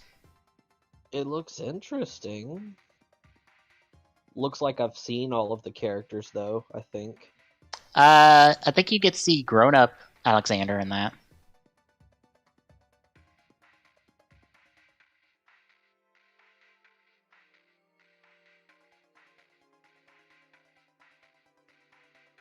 "26 heroic spirits from all across time." Okay, never mind. Okay, right. I'm looking at the wrong. I'm looking at regular Extelia, not Link. How much is Extella Link? Let's see. Probably a little bit. It came out last year. March of last Yeah, year, so it's probably like 50 40. bucks. Oh, okay. The digital deluxe is 60. It looks like the digital deluxe comes with a bunch of outfits. That does not Jesus surprise. Christ. How many out? Okay, there's a lot of outfits, but like I'm reading some of these and I'm just like, why are they so horny? Look, it's a gacha game. You're playing a gacha game, especially with a lot of female characters, for the fan service, to be honest. There's like 3 bikinis. And then fucking it feels like I'm looking at fucking what's it called? Dead or Alive. I was about to say, tell you right now. That is the straight up definition of a fucking fan service, is Dead or Alive. You mean Dead or Alive Extreme Beach Volleyball, or just Dead or Alive in general? Dead or Alive in general. The booth I was about to say, you have not experienced Extreme Beach Volleyball, have you? I've seen it. I have I was about to seen say, it. that takes it up another level. Yeah. Whatever DOA does normally, Extreme Beach Volleyball outdoes it by a good mile. Yeah.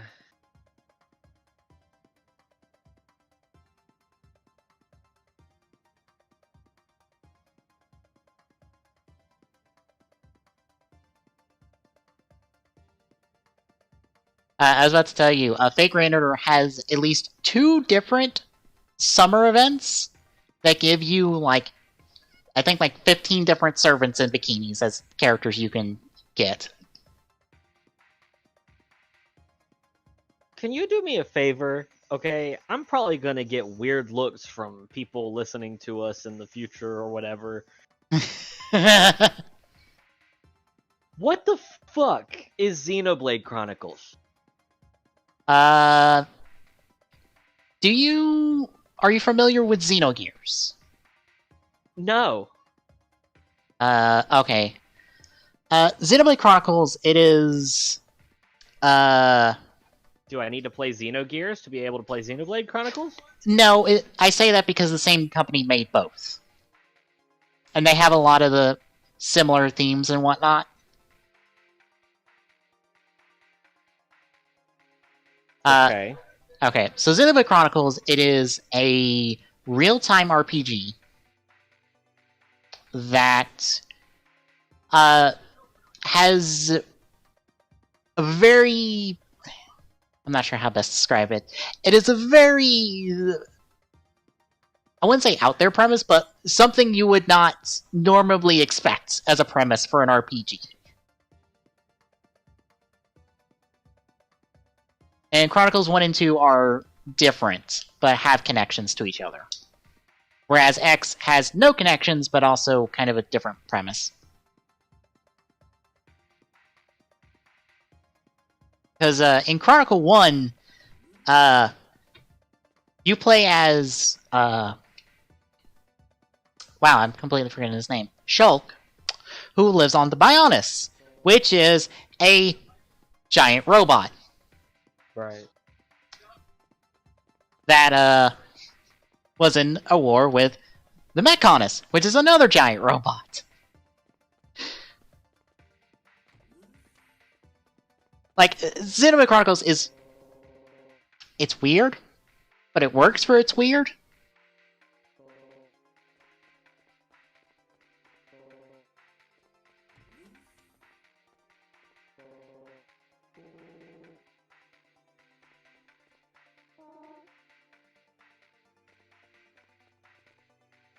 But I have Chronicle 2, and I've beaten it. I liked it. I think most people say Chronicle 1 is better. I have not played Chronicle 1 because it originally came out on the Wii, and wasn't even going to come out on the Wii in the US until people did petitions and stuff to say, we want this in the US, and then it got brought over in the US. Except the localization on it is actually the European localization, so everyone in the game is British. Oh my god, that's amazing. Like, extremely British. I love that. But it is like most of Xenoblade Chronicles 1's charm is that everyone is so goddamn British in their voice. Babe, plug it in. It's right there. Well, then plug it in over there.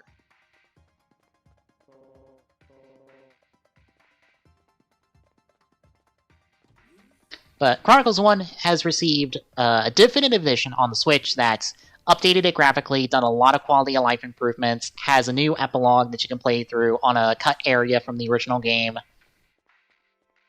It is probably the best way to play it right now, because I don't want to know how much the Wii copy goes for right now. And how much it may or may not be a pain in the ass to get a hold of. I'm curious of whether or not it's worth it to... I've got the Switch right here next to me. I've got to charge it.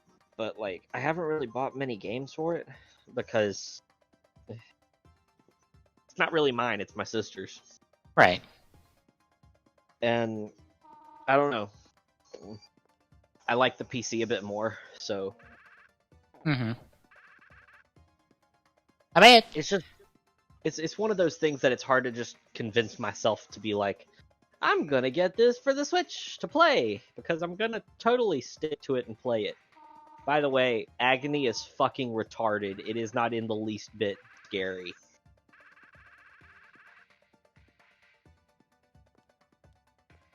I bought Agony for the Switch because I decided I was going to attempt it.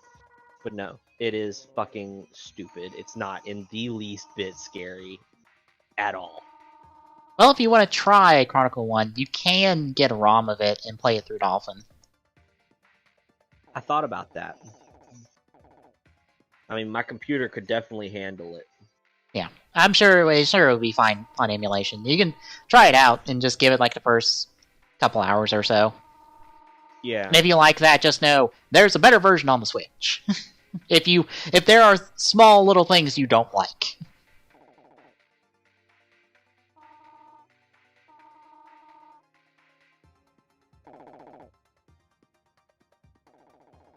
What kind of games would you recommend that are modern games with turn-based combat similar to that of like Final Fantasy? Octopath Traveler is probably top of that list. And you can get Traveler. Yep, and that's on Steam. And it's from Square Enix, but not from like the normal Final Fantasy team. It's technically from the team that did Bravely Default. Oh, I love Bravely Default. Yep, it's the same team that did this. But Octopath is a bit strange in how it does its story and characters and stuff.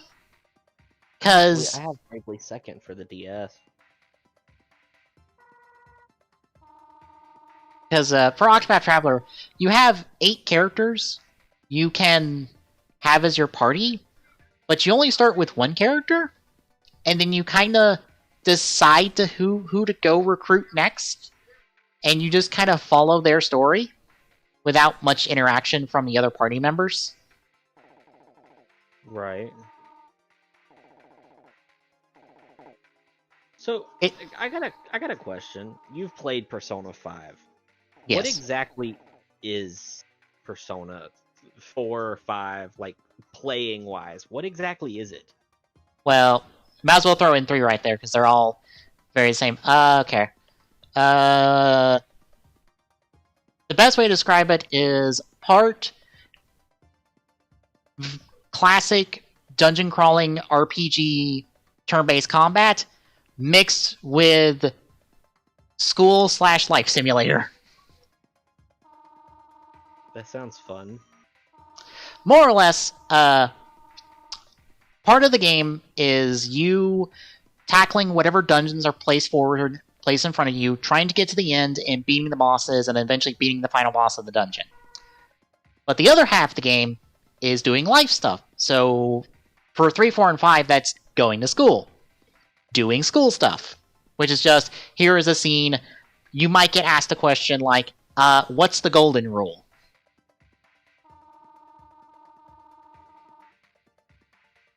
Yeah.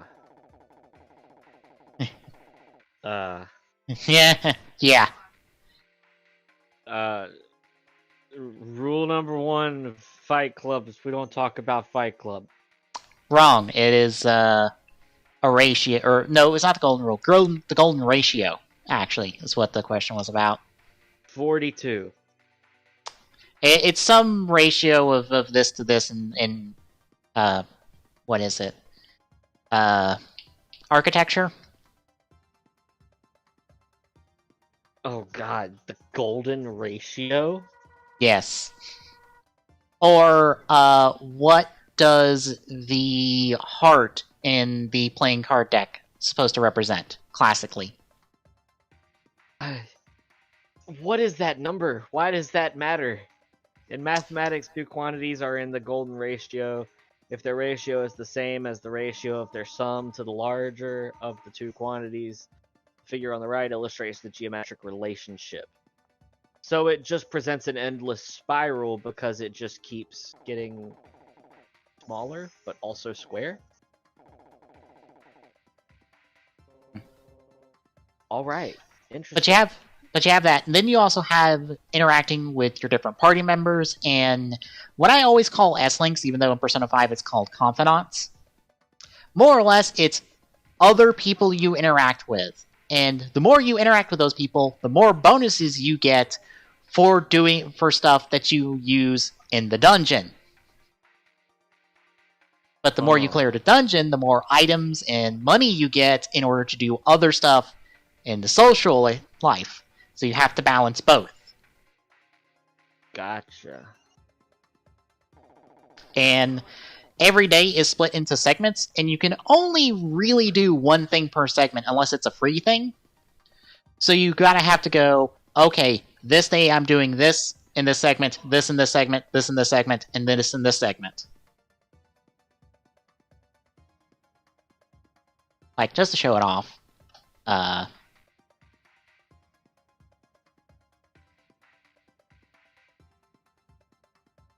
Did you hear anything about Atlas this weekend? Atlas is showing something at the PC Gaming Show. Yeah, I'm curious. A lot of people that I read online just now are speculating that it's going to be Persona 5 on PC. I don't know if it's Persona 5. If it's anything, it might be Persona 4 Golden to get it off the Vita. If that might be something. I don't know. Maybe. It's also entirely possible that it's not that, because Atlas has done other things that are not Persona and not Shin Megami Tensei. So it's entirely possible it is something else entirely. Gotcha.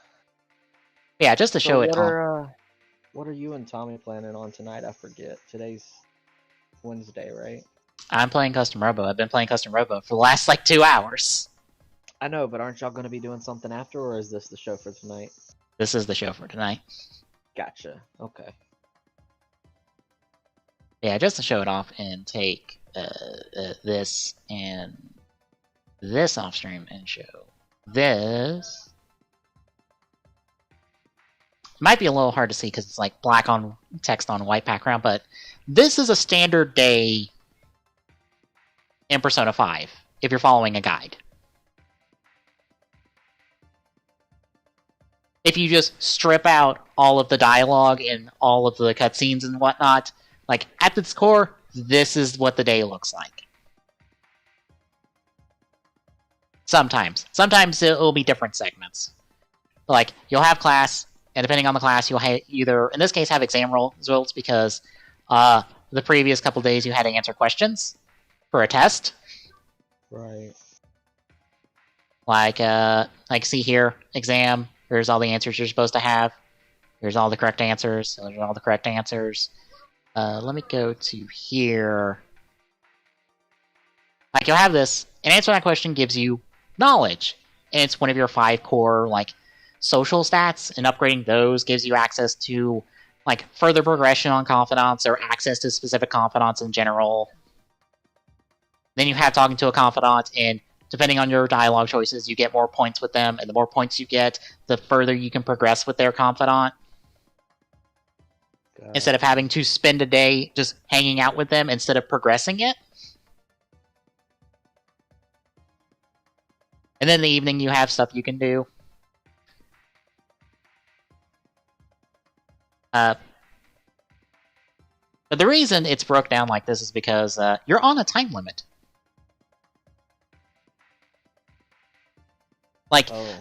You need to complete a dungeon, specific dungeons, within certain time frames, or else game over.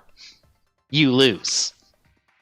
Because, somebody will die, or a bad thing will happen, and you have to stop it.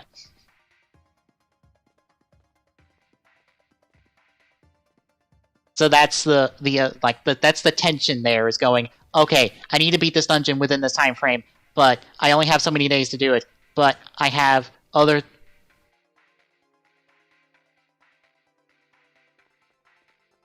But I need this and this to progress in it, but the more you progress, the more resources you use.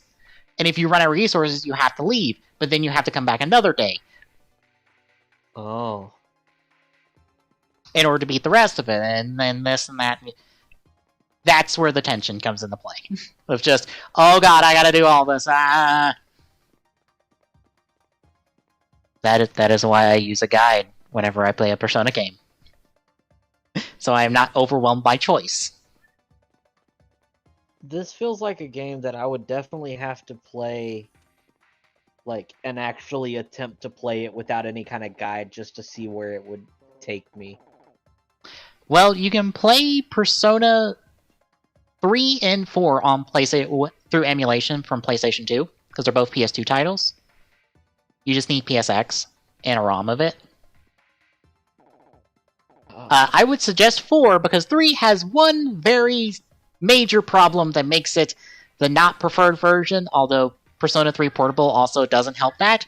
How would you like to not have direct control of all of your party members? I'm sorry, what? Yeah, in Persona 3, you can't directly control your party members. They do as they damn well please. Oh, that's lovely. And on the final boss, which one of your party members has the ability to be has a spell, or when your party members have the ability to be mind controlled and heal the boss, the final boss, to full, mind you, that can happen, and you can't stop it. That sounds awful. It is. It happened to someone who's not the greatest of persons in the world in their playthrough, but I don't blame them for being like, oh fuck that. After going through most of the boss and then having the boss be fully healed by their own party members after they got brainwashed. Yeah, no, no. That's why in Persona 4 and Persona 5 you can directly control all your party members. You can actually choose not to if you don't want to. You can have them act accordingly to different parameters, but it's better to just directly control them. There's a couple PS2 games I've been wanting to go back and play anyway, so I needed a reason to download. I'm just gonna get PCSX2. I know that one, and I know that it works well.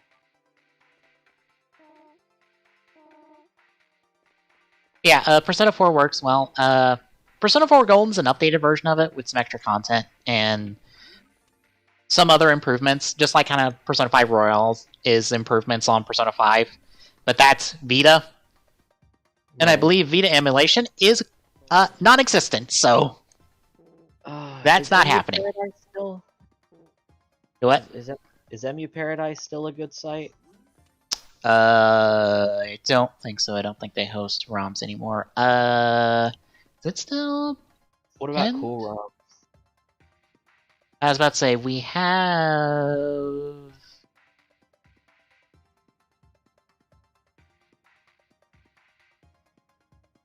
We had pinned link to a website. A couple websites that did ROMs and stuff. Oh, I can get Dragon Ball Z Budokai Tenkaichi. Yeah. What? I said yeah. That's why I'm on Cool ROM. He hasn't said anything. It just took it took me off guard when you just looked at me and were like, Cool ROMs is good. I was about to say, I've been pulling ROM stuff from there. Oh, I can play Dragon Ball Z. I can play the good ones back before they started doing bullshit. Oh, you mean I mean Xenoverse. Yeah, I was about to say Xenoverse. Because if you don't like Xenoverse, I don't blame you. It was so grindy for no fucking reason at all. Yeah. Speaking as someone who owns both of them. I haven't even tried Xenoverse 2. My cousin swears Xenoverse 2 is fantastic, and that it improved upon the bullshit of Xenoverse. But I've stayed the fuck away from it.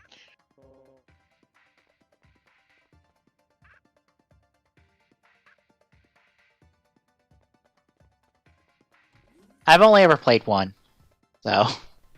Oh. I have two. I just have never booted up and played it. I know you can transfer characters, and then your character kind of gets to become a kind of a main character of the story from Xenoverse 1. Nice. They more or less get to be Trunks' partner.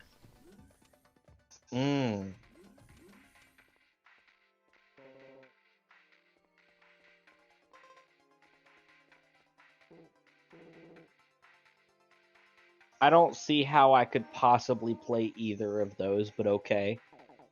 What? Final Fantasy 11 online. I highly doubt this emulator has any kind of possibility of allowing that multiplayer.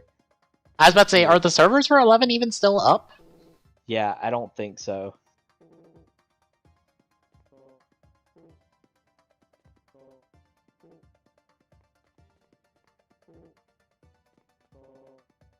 What's another really... Let's do top ROMs by genre. Let's do RPG.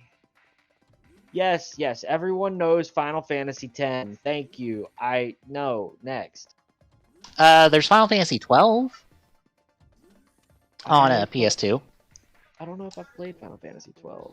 Would you like a Final Fantasy that is directly inspired by Star Wars? What? Okay. If you look at the general description of Final Fantasy 12 story, it sounds so much like the original Star Wars, it's ridiculous. Great.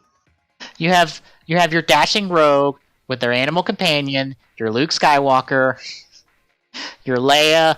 It's literally Star Wars. That's why I want to play 12, but I haven't sat down and done it because they released the Zodiac Age on PlayStation 4, and I think Steam as well. And it's the fixed, updated version of 12 that is so much better. Gotcha. Might have to get that.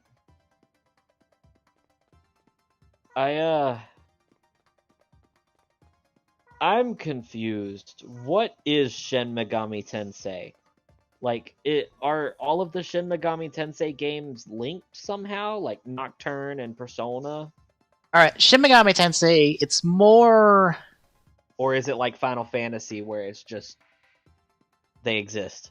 It's more like Final Fantasy where Shin Megami Tensei is the broad brand, while there is Shin Megami Tensei games that play differently than Persona, because Persona is more of a spin-off. As hard as that might be to believe these days, Persona is a spin-off. But it's more like... is the main one... they just use, more or less, the Personas are kind of the main through line for all of the Shin Megami Tensei games, and kind of just all being RPGs of some extent.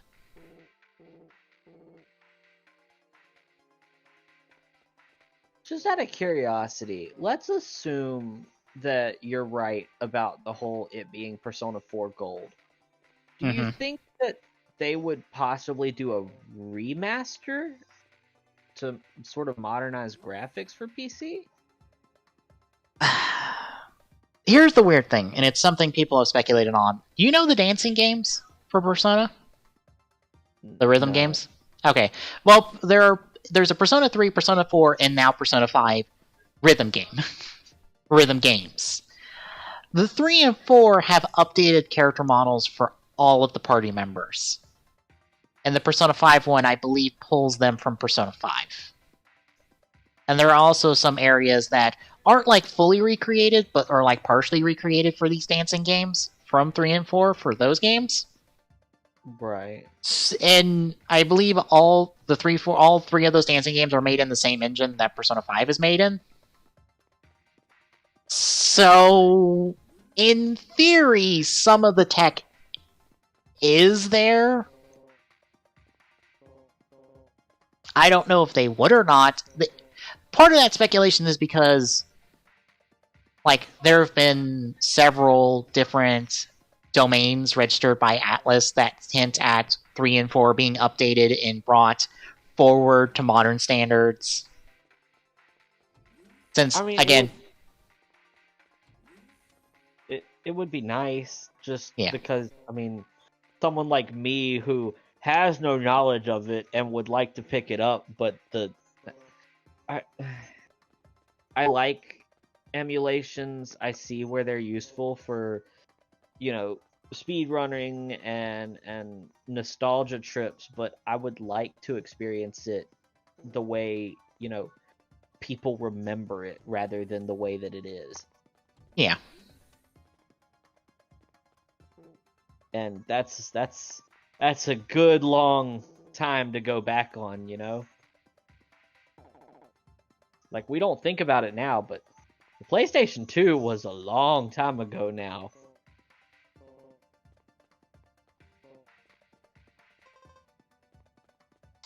Fortunately, I am lost and I have no idea what the fuck I'm supposed to be doing.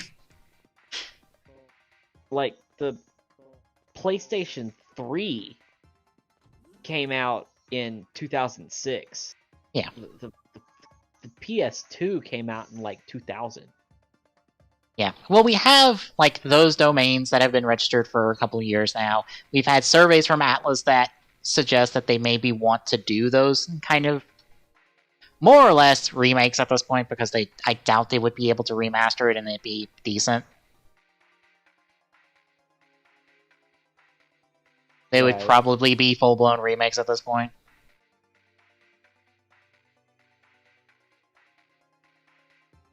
I don't know.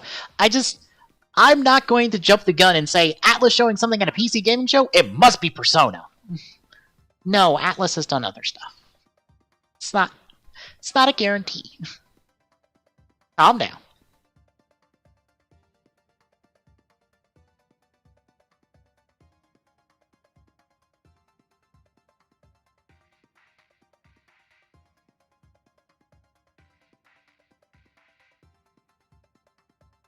If it happens, it happens. If it doesn't, oh well.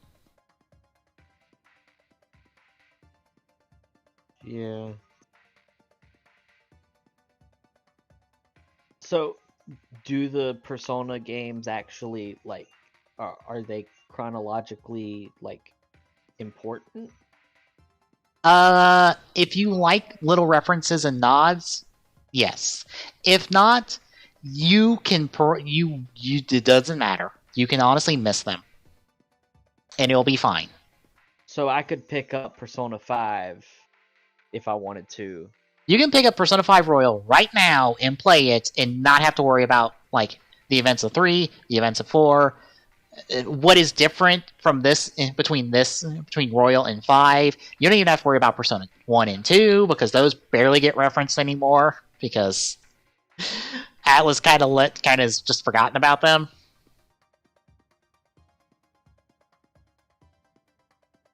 Okay. I would like to get into it, but it's one of those things that I just look at it and go,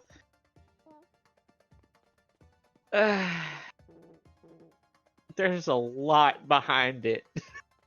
Yeah.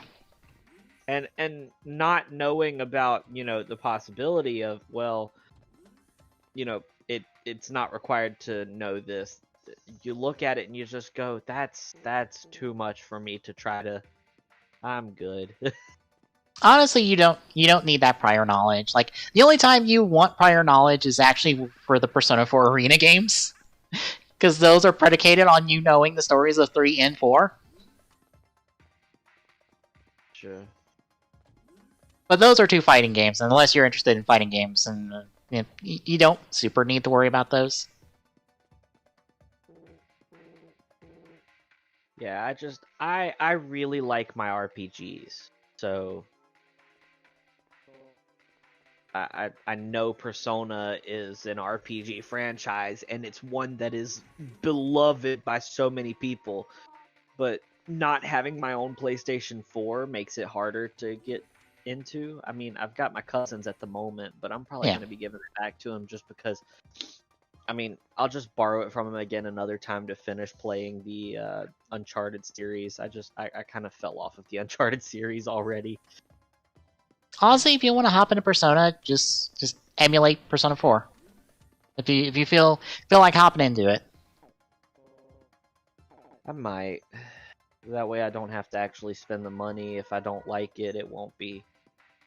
But bear in mind, Persona games have a very long intro. Okay. You are on rails for, like, just to pull it back up. Because Persona 5, just as an example, starts in April. You don't get free access until, or free movement to do whatever you want outside of just kind of being railroaded through story segments until what's it 1, 2, 3, 4, 5, 6, 7, 8, 9, 10, about 11 days in. Jesus. And that's a few hours of pure plot and pure, like, you are on rails as we introduce you to every mechanic you need to know. Like, Persona front loads you with tutorials to make you understand this is how you handle dungeon segments, this is how you handle like your daily life segments, your life simulator segments. You need to know these tools in order to proceed. So we are making sure that we take our time to make you understand this is how you play the game. If you don't, you will fail. I mean, it makes sense, you know, because I mean, everything I've seen about Persona makes it seem like it's very complex. It can be, but there are plenty of tools. Like, the whole fusion system can get probably complicated if you decide to try to like chess, like 5 moves ahead, chess your way to it. But if you use guides to kind of like get like some really good stuff, those are probably better. Because you're talking about fusing personas to get other personas and passing down abilities and moves down to a very specific persona, and you need to know the chain of fusions you need to accomplish in order to get there, and that can be like 8 personas to get down to 1. Jesus. Depending on the game, of just like, wait, how do I get this ability to this persona, or this move to this persona? Right. Like, that is, you know this franchise inside out. You know what you're doing. You don't necessarily need that. Okay. That's the high level gameplay of Persona, of like chess mastering your way to stupidly good personas that make you invincible.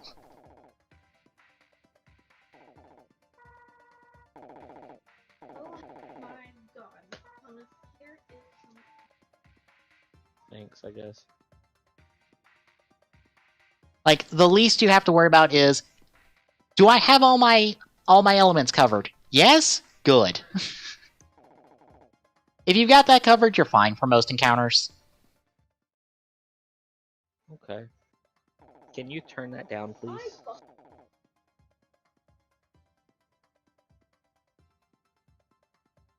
Yeah, I'm just at the moment I'm just looking through. Like, I've done this so many times where I've just scrolled through fucking scrolled through the fucking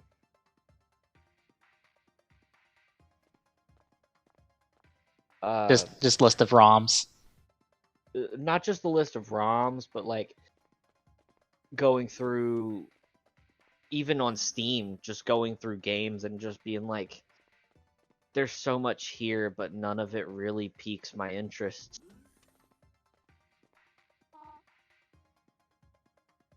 Like, I mean, shit, how can so many games that people love just not interest me? That happens.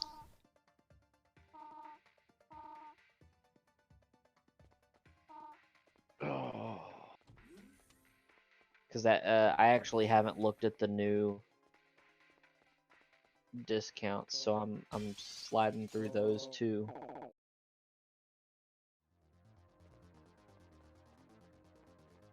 I was about to say, Steam Summer Sale, I think, is in a few weeks.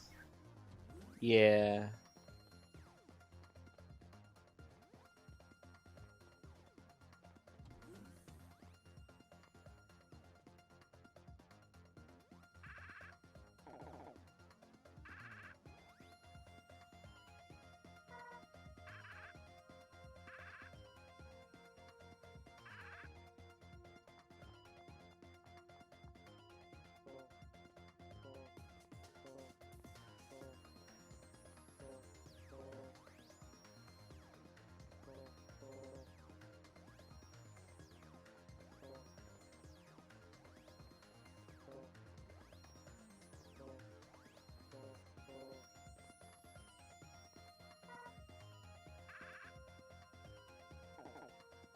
I just need more games that I have friends that'll play with me. Mhm. You know, like I'm downloading Counter-Strike right now, and that's just because I'm interested in Counter-Strike, even though I've been listening to other people talk about Counter-Strike, and some people play this game like they're actually going to win money. I mean, I understand there are esport. I understand CS:GO is like the huge esport thing, I guess, but like some of these people just play it. They're not in the esport, and yet they play it as if, hundreds of dollars are on the line. Yep. And it's just it's hard for me to deal with tryhards. It really Mhm. is. Well, Destiny 2 is free at the moment. I've been enjoying it. I have no interest in picking Destiny 2 back up. I'll be completely honest there. Oh, do you get burned by it? I tried it on Xbox, played it for a little bit, and then just, I don't know. It had more story, but the story was still subpar, in my opinion. Yeah. And I just, it's really one of those things that for them being the major company that they are and having come up with a wonderful story with wonderful detail, it's almost like they're newbies to this. Well, it's because Halo was never that complicated. I guess it wasn't complicated, but I mean, still, it had its complicated moments,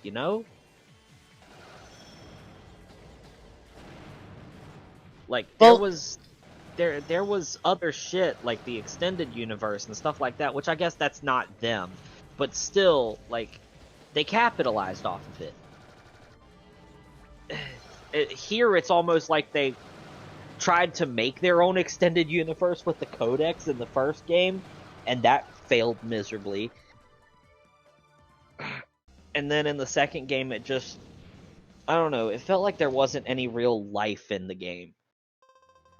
to quote someone I've been listening to recently talk about Destiny, the major problem with Destiny's story is that the most interesting stuff going on in Destiny 2 is in the Grimoire, is in the lore cards. It's all buried in there. That's where you get with the fucking wish dragons and all this other stuff that sounds really cool, but when you play the game itself, where is my wish dragon? Wait, what do you mean I have to go to a raid to get to a wish dragon and deal with that? Yeah, What do you? of it just.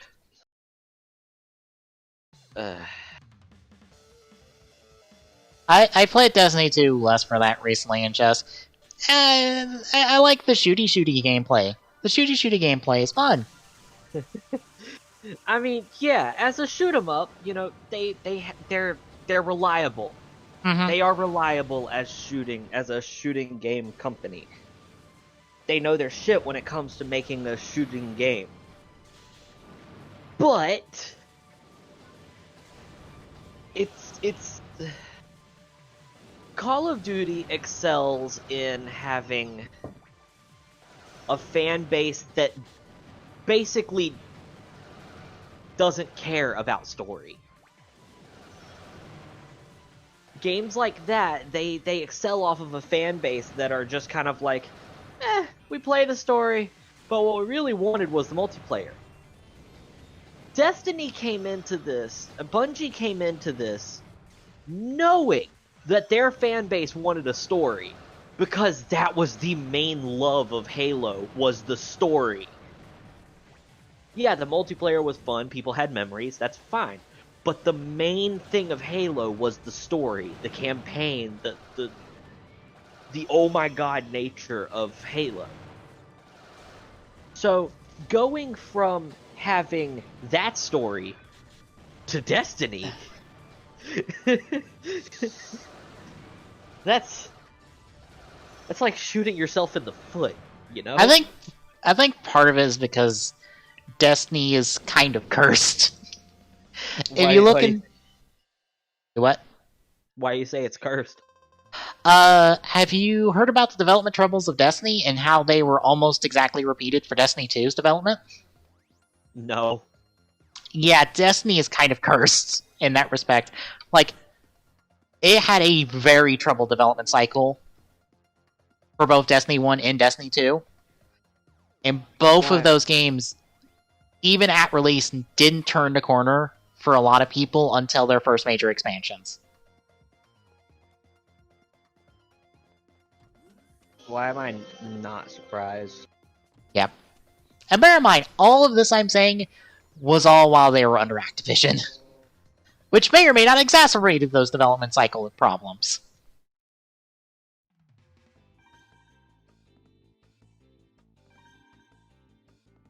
I love the fact that even the shareholders recently have admitted maybe the CEO doesn't need to be paid as much as he is.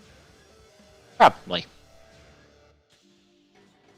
Like, the shareholders came in and were just like, this seems very fishy. When your shareholders come in and say that, that's saying something, you know? Yeah. But yeah, Destiny has had a very troubled development cycle that was planned to be 3 games in over 10 years, and it's now turned into 2 games in 10 years. With Destiny even admitting at this point, like, we don't want to do a Destiny 3 because then we'd have to stop supporting Destiny 2. Like, just outright. That is not feasible for us.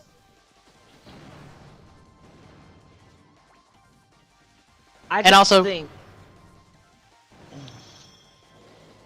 just think that the whole massive multiplayer online thing isn't for Bungie. I think that's the problem. I think it's not for most people, because to be honest, most live service games, historically speaking, have suffered greatly on launch and took a while to get going. Final Fantasy XIV.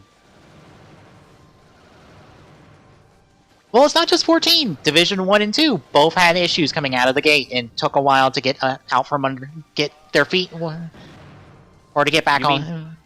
You mean Division 2 got back on its feet? I don't know. It may have. I know out of the gate it did. But yeah, that Anthem came out of the gate stumbling so hard and still hasn't recovered. We don't talk about Anthem. we don't talk about Anthem. Okay, can we make that deal here? I had so much fucking hope for that game. Like, it's that is the reason I'm nervous and I don't want to touch Marvel Avengers until it has had time on the shelf. Because, oh look, every other live service game before this has had issues. Oh right, Square Enix has also had development issues on things that aren't a live service game. That's not a recipe for disaster.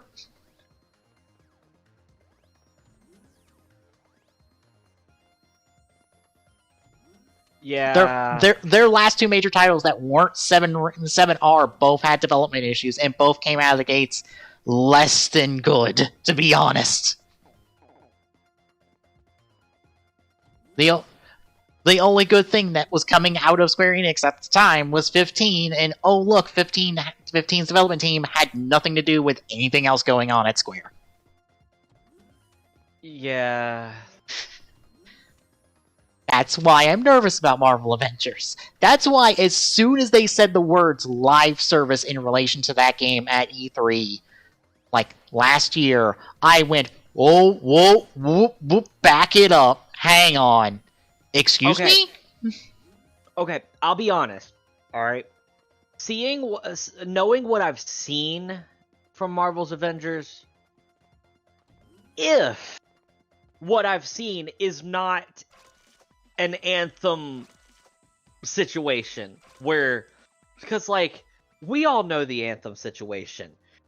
They straight up the people the owners of the fucking EA basically came up to them and were like, so y'all were, and this is after like 2 or 3 years of them just coming up with concept art, and then EA comes up to them and they're like, so you got gameplay? And the people that were working on Anthem scrambled to make a pre-rendered gameplay thing just to show to the I think it was the CEO. And then when they showed it to him, he was like, I like that. We're going to show that at E3. What also Anthem also didn't help. It had like I think like 3 different directors. Well, the big problem with Anthem, I truly believe, is it got stuck. Too much time can be a bad thing. Anthem had like 5 years of development. Of that 5 years, I think only maybe a half a year to a year was spent actually developing the game itself. The rest was just art. So when you hear that and look at the game when it launched, you kind of look at it and go, oh, yeah, that makes sense. Because that was an unholy amalgamation of a game. It also had very high aspirations. Wait, is it that one? I'm trying to remember what its project title was. Shit. It was referenced to a musician. Hang on, I need to find this real quick. I know exactly where to look, because what happens in an episode on Anthem.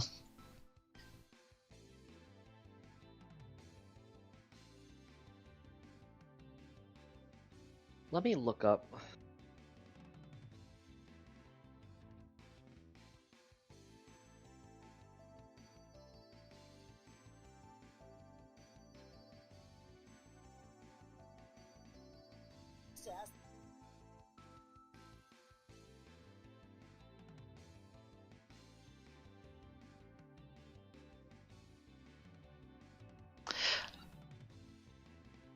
Oh, I forgot the episode started with a, oh, isn't it great to work under EA? Just ask any of these other studios that are dead.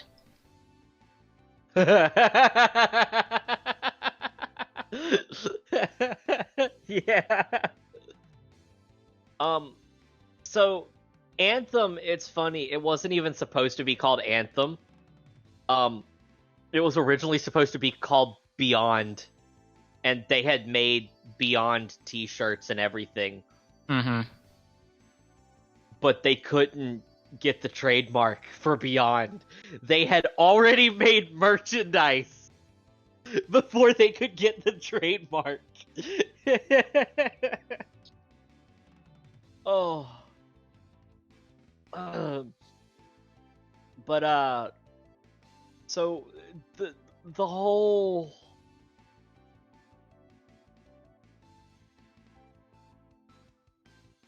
So if you remember, it was first teased in 2012. I believe it was teased by Aaron Flynn. And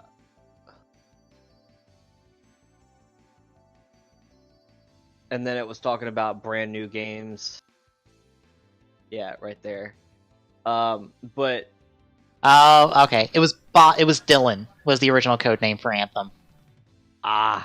Because it was supposed to be the Bob Dylan of video games. Yeah. That is that is a fucking quote from somebody at BioWare. Yeah, that did not go well.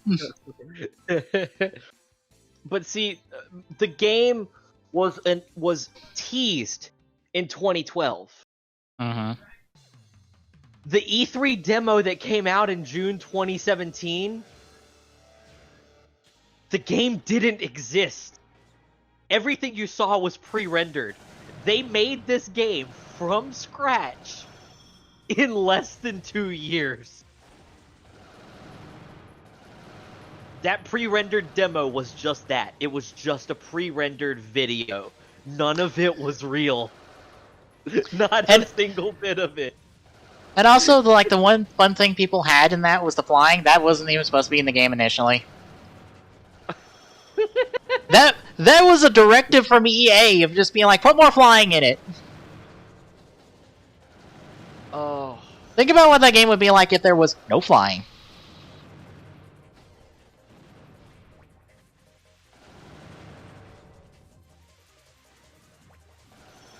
But like, literally, there have been so many people that have just been like, okay, let's go back, because Dragon Age Inquisition was great. And then this piece of shit came out.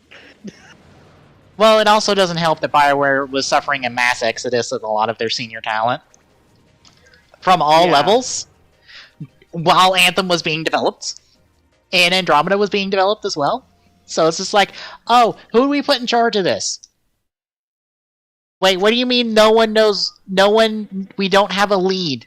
What do you mean no one has experience as a lead? I'll be honest, okay? This is coming from someone who loves Andromeda. I love the game. I absolutely love the way it plays. I think it's... I loved the gameplay of Andromeda. I was one of the only people, apparently, that loved the gameplay of Andromeda. But I can admit, Andromeda got fucked from the starting line. Okay? EA, I swear to God, they need to burn in hell. Every single one of them. The sad part is BioWare has gone on record to try to defend EA, which, of course, they have. EA owns them. But the point is, EA, they need to burn in hell, okay? Andromeda should not have been put in the hands of who it was put in the hands of. Mass Effect is one of BioWare's biggest, or was, one of BioWare's biggest franchises. People fucking loved Mass Effect. 3... Okay, fine, we won't get into that. But people love the Mass Effect series as a whole. Even the people that complained about 3 in the past look back on it and go, I complained about 3, but I'll be honest, that the whole trilogy as a whole was a beautifully designed work of art. Minus the last 20 minutes. Yeah. I think Andromeda probably also didn't help from people at BioWare going, wait, what was the original concept for Mass Effect? Oh, this stuff? Why don't we do this for Andromeda instead of addressing the mess we made? Oh no. I think the idea would have been a good idea if they put it in the right person's hands. Instead of BioWare's fucking D team. Well, it also didn't help they went... The team of only, what, fucking 15 people? 15 or 16 people that only worked on fucking... The only thing they had worked on was fucking SWTOR? Well, it also didn't help that they tried to go big at the start, because you know how many planets you were supposed to have in Andromeda? I'm gonna guess by how many points you can go to. I'm gonna guess quite a few. About 80. Procedurally generated. Bear in mind, when they came up with this, that tech didn't exist. No Man's Sky was a concept. Yeah. And I mean, like I said, I'm a fan of Andromeda, but I'm willing to admit Andromeda fucked up and it wasn't BioWare's fault. I will defend BioWare to my dying breath because I truly believe it was not BioWare's fault. This was purely EA. Purely because EA insisted our lead teams need to be working on Anthem. Now, remind you, 2012 to 2017, Anthem was being worked on. Okay? Maybe not majorly, but I guarantee you, after Inquisition came out, Anthem was the main thing, and Anthem's game didn't even start being made until 2017. That's kind of what happens when you don't have a proper lead person. But EA, coming out the gate, ho ho ho, guys, you're gonna like what comes up next. Trust me. Meanwhile, a project that could actually do some good because it's a story. It is a purely single player story based game that could actually save the company. Oh, but just story based games, they're not working anymore. People want live service. People want a game that they can come back to for years to come. No, the fuck we don't.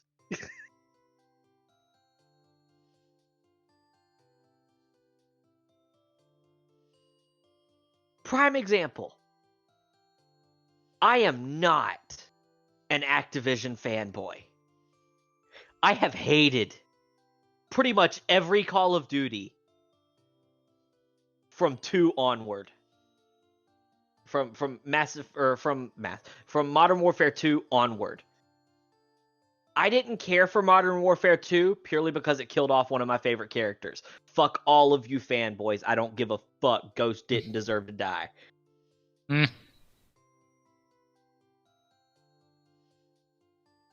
I have hated every single Call of Duty since then. Not purely because of my anger towards that, but just because it's gotten more and more stupid. And I'm including Treyarch.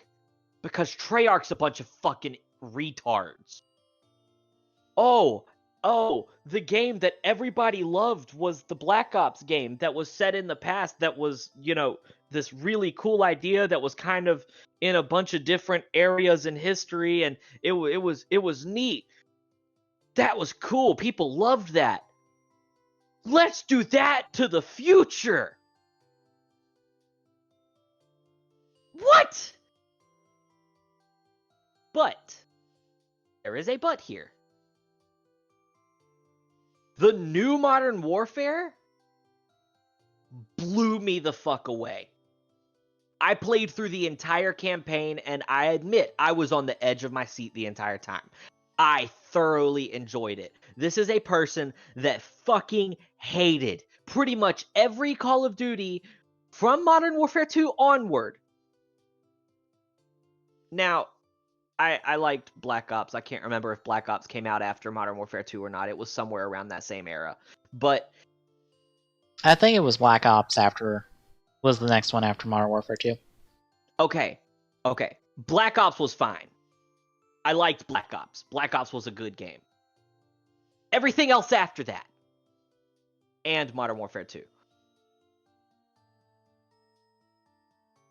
Until the new Modern Warfare. I don't know what came over them to finally... Oh, did you put it on intermission? Yes. Oh, are you bored with the game? No, I was going to wrap up when you were done. When you're done. Okay, so it is okay if I finish?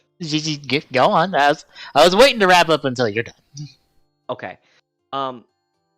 Modern Warfare is a phenomenal game, in my opinion. And it's doing well with the idea of adding on new modes.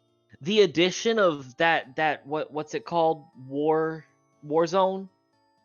That was a really, really well thought out way of playing it.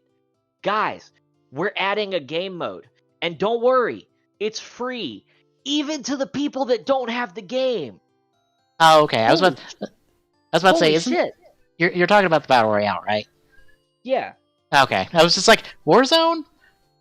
Because I forget what the name of it is. When they did that, I was thoroughly impressed.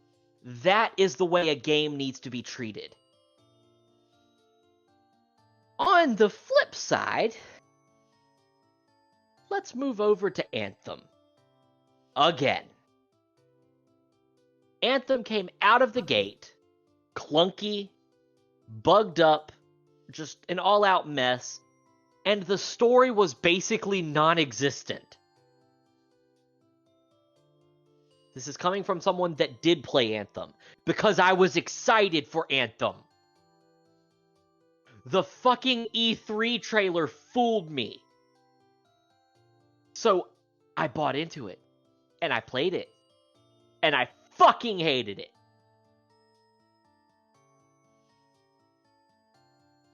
I've never regretted buying a game more than when I regretted buying Anthem. I truly can't say I've regretted buying a game more than that moment. Name any game that I've bought in the history of buying games, and I cannot think. Yeah, no, because I didn't buy Call of Juarez the Cartel. I refused. I found out it was modern day, and I was like, that's not even Call of Juarez. Fuck off. Yeah, I can't think of a single time that I have regretted a game more than when I regretted Anthem. And I have bought stupid games, too. Games that were just awful. Just to play them, just to have a laugh. There is nothing to Anthem. Maybe there is now, but even now, there are people that play Anthem and are just like, there's still nothing here, we're just waiting for the fucking remake, because they're supposed to be remaking the whole thing from the ground up. And BioWare has admitted that it's going to take them a while. Like, another year or so.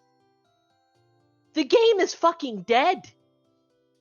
By the point that they finally do this and they finally get it up and running, it's done. There's no reason for anyone to come back. I was about to say they only have like a handful of people working on it at the moment. Right. Like a handful. But what I'm saying is, I'm glad that they're working on it, but they're working on it for no reason at all. I'm glad they're working on it because that means that they owned up to their mistake. They owned up to the fact that Anthem was a failure out of the fucking gate. They owned up to it. That's why I respect BioWare, and I will defend them, and I will insult EA to my dying breath. EA is the pure symbol of everything wrong with big corporate video gaming. You mean AAA video games? Whatever. Yeah. I can name so many different companies. EA, Activision, and Blizzard, which I guess technically that's Activision Blizzard, that's together now. It's the same company. It's a sub-company now. So EA, Activision Blizzard, fuck, even what's that company's name? Are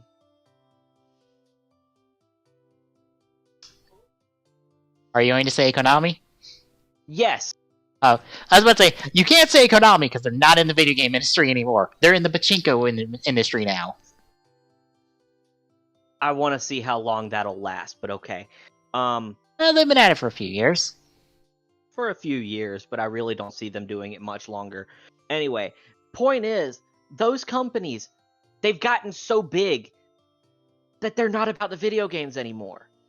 Meanwhile, you have companies like CD Projekt Red, Naughty Dog, fucking made Spider-Man, Insomniac. Companies that truly care about their games and have steadily come out with single-player games that have fucking launched out the gate. CD Projekt Red, Witcher came out. Witcher was okay, but you know it had its fair share of problems. Fine. Witcher 2 came out. Huge improvement on Witcher 1. People liked it. And that was the first Witcher to be introduced to consoles. So the ability to be able to play The Witcher 2 and just kind of get a little bit of a heads up in the beginning of what's going on, not really needing to listen to what happened in Witcher 1, big boost to morale for new players to join in. Witcher 3 comes out, takes the world by fucking storm, and to this day is still constantly being played.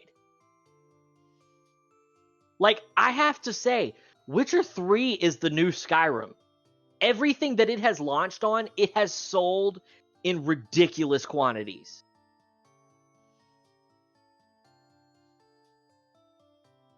Insomniac. I'll admit. What's it called? The Xbox, Sunset Overdrive. It didn't do too great at launch, but overall, people look back at it and it's become a fucking cult classic. Spider-Man fucking launched. I love it. I actually played through the whole campaign, and the only thing I was pissed off about was the ending, and that's just because it wasn't what I wanted to happen, and it broke my heart. Naughty Dog. There's some controversy there. We're not going to talk about the controversy right now. The game hasn't come out. We're just not going to talk about it. But The Last of Us? Oh, people fucking loved it. The Uncharted series. Mwah! Beautiful. Where is the live service in these games? I mean, I think The Last of Us had multiplayer, but, I mean, the main point was the single player, right? I was about to say, that's not the first multiplayer that Naughty Dog dealt with. Uncharted 2 and 3 both had multiplayer. And it was no different than the one that was in Uncharted, or in Last of Us, so. Oh, well, there was no multiplayer in the collection that I could see. There might be in 3, but I didn't see. But my point is, you know, these companies have come out of the gate and fucking taken the world by storm. They have captured the hearts of so many people. And they are not these fucking bullshit games that are coming out. BioWare did a really good thing, and even then it had problems with Inquisition. Inquisition had its problems. That fucking war table was horrendous. But the game itself was phenomenal. The single player, the way that a lot of the characters just captured you and immersed you, it was great. I loved it. But too many times have these big companies fucked it up because they only care about the money. They don't know what the fucking media industry is about. They don't know what the gaming industry is about. All they care about is keeping fucking corporate numbers up. And then they want to fucking hop on the bandwagon with what's going on right now, controversially. And even their own fans are calling them out on the shit. EA sat there and said something about the Madden NFL 21 being temporarily paused or something. That apparently they were going to have some kind of yearly thing for every new video game that, you know, this Madden will have this, and this, and it was going to be specific to the Madden games. Mm-hmm. They paused it, and the first fucking thing everyone said was, why are you trying to bullshit everybody? All of us know that you're a bunch of fake assholes. When your own fans call you out on this shit, maybe it's time to turn in the towel and give it to someone who actually fucking cares about the industry.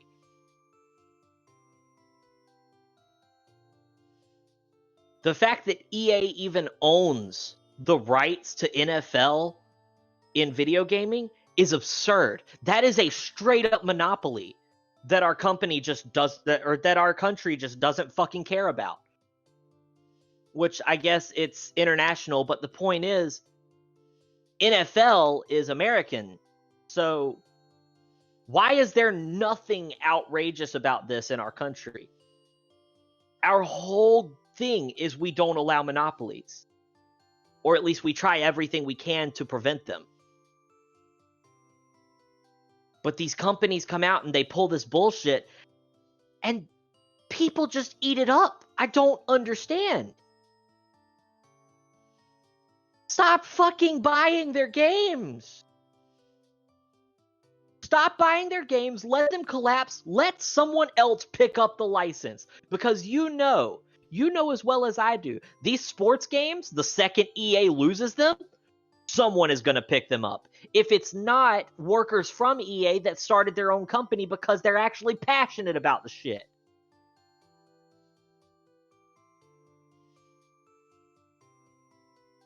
Once Blizzard goes down and loses the license to World of Warcraft, you know damn well someone's going to pick that up and actually be passionate about it. Same with Diablo. It is absurd what's happening to the gaming industry right now. And I'm hoping, I am praying that Cyberpunk outperforms every game in the near future. Not because I want to see other games fail, but because I want to see a company that actually cares about its fans and tries its hardest to make sure its fans are happy. I want to see them come up over on top of these AAA companies that fuck everyone over. And I want these AAA companies to look at that in fear. I love video games. I am passionate about video games because I have played them all my life. I remember times when this kind of shit didn't really happen. That EA was actually a decent company. I remember times when video games were actually cared about and people wanted to see innovation and wanted to see heart put into these games.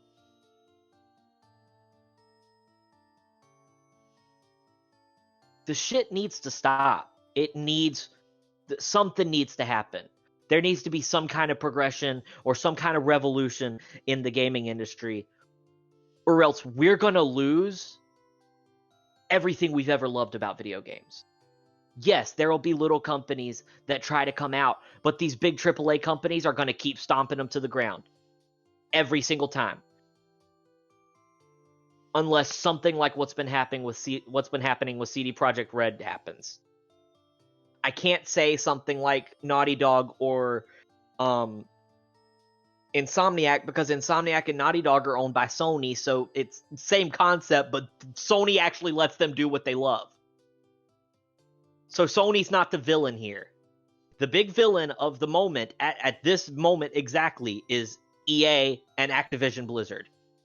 And even Activision Blizzard did something good with Modern Warfare. We're not going to talk about the Blizzard side. Okay. I'm going to end my rant here. I apologize. I wanted to get that out because I've had that built in for a while now because of everything that's been going on and watching these companies hop the bandwagon of, oh, we support this and that and the other, and so many fans sitting there going, really? Because literally just fucking a couple months ago you were the exact opposite. Just a half a year ago you were the exact fucking opposite with Hong Kong. It's absurd. And I think it needs to change. So yeah. Square Enix actually did. I was about to say, Square Enix did something really good this past week for Black Lives Matter. They donated a very exorbitant amount to charity. And that's the way it should be. People that are actually passionate about change and shit. Square Enix has not always made the best choices, but they've always had their fans' interests at heart. At least in my opinion. They've been trying. Yeah. Actually, I've pulled up $250,000 and will match employee donations. See? And that is the way a big company with that kind of monetary power needs to be. They need to actually show compassion and show the willingness to actually try to make a change. Even if it's something as simple as donating. Because those donations are how some people survive. Mm-hmm. You know? With medical donations and stuff like that. That's how some people live. That's how some people keep going to the next day. And what's going on in the world? I think something needs to be said, but I think it needs to be said in a different way. I don't agree with certain aspects of it, but I agree with the movement as a whole. Yeah. I was about to say, I wish I could pull up Ben and Jerry's. Ben and Jerry's did something really good. Like, not video game. Like, that's not a video game company, but they did something really good as well, donation-wise. Yeah, I forget what they did. They also named an ice cream, too, didn't they? If they did, I didn't know that part. Hang on.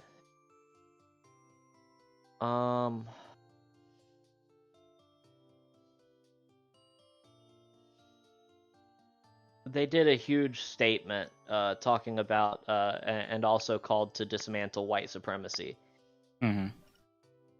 And I mean, okay. I thought they made a big donation. Okay. But I mean, as I said, you know, we have important shit going on right now. Mm-hmm. I'm not going to take that away from anybody because I believe that it's important. Mm-hmm. I also believe that some of what's been going on is wrong. But that's because of the way that I was raised. I was raised that violence is never the answer. But living in Savannah, I have seen the opposite of it. The peaceful protesting. I've seen it. It's possible. Yeah, it's a beautiful thing to witness. So many people coming together just to try to make a change, and they're not being selfish. Yeah, I think it was. I want to say it was the Monday after the next town over.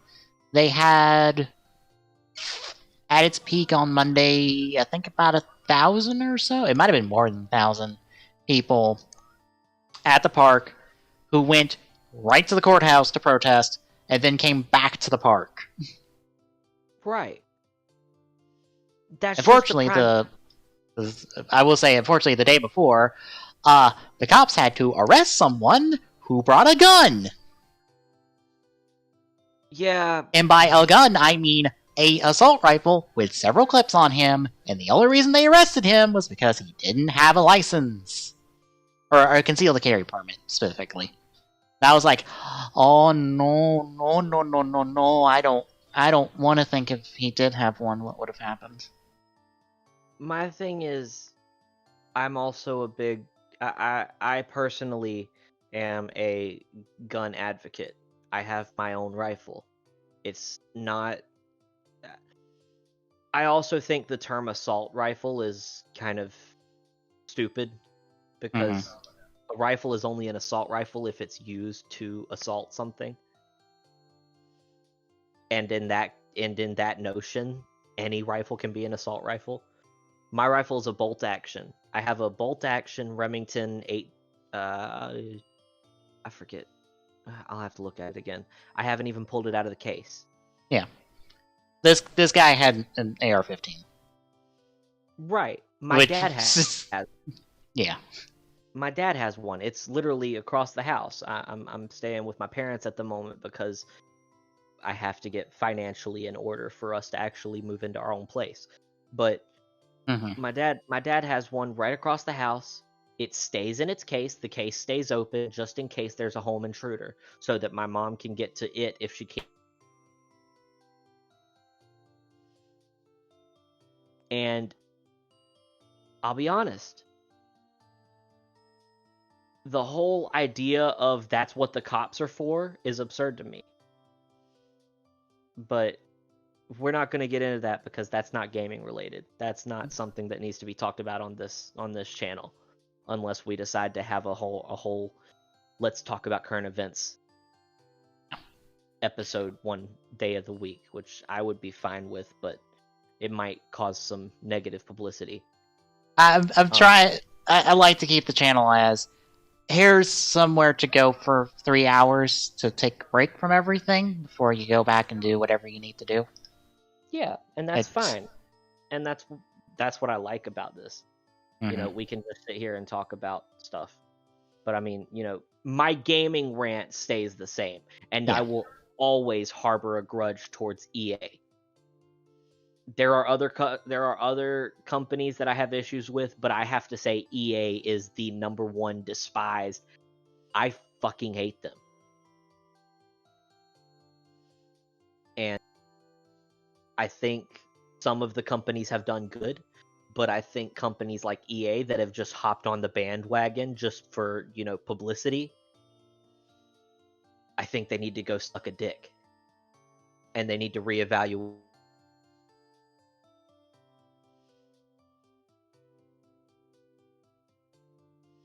Doing it to get a paycheck because I'm sure EA pays well. This isn't against you. This is against the higher ups. Mm-hmm. I am not mad at y'all. Y'all are working paycheck to paycheck just like I am. I get it. But the higher ups that get paid six figures and get paid don't do anything for their employees, y'all need to fuck off. Because y'all are ruining the gaming industry. Alright. Well. Somehow that all lasted like about a half hour, so... Rant Wednesday. Yeah. Tomorrow, folks, is it's going to be just grab back SNES. I'm just going to play whatever I feel like playing out of the SNES archive I've got. Well, if you want to take a break from it, if Tommy's available, we could try to squeeze COM in there, and then maybe use Rampant Gaming for something else. But that's up to you. It's your day. I'll probably go the whole time on SNES stuff. There, when I say I have a SNES archive, I mean I have literally every SNES ROM. So. Okay. Yeah.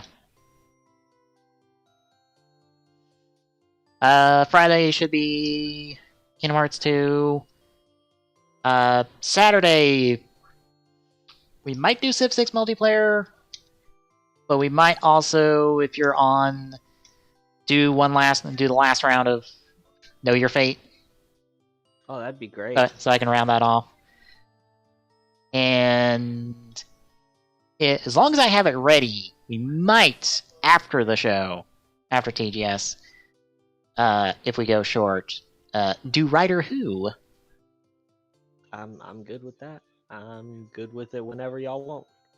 Right. I love doing this shit. It's fun. Yeah. And Sunday will be the usual original series. I'll have to sit down and watch the episodes. Might watch them tomorrow. Fortunately, Rider Who will take me far longer to do prep time on because I have to pull from multiple sources instead of just one.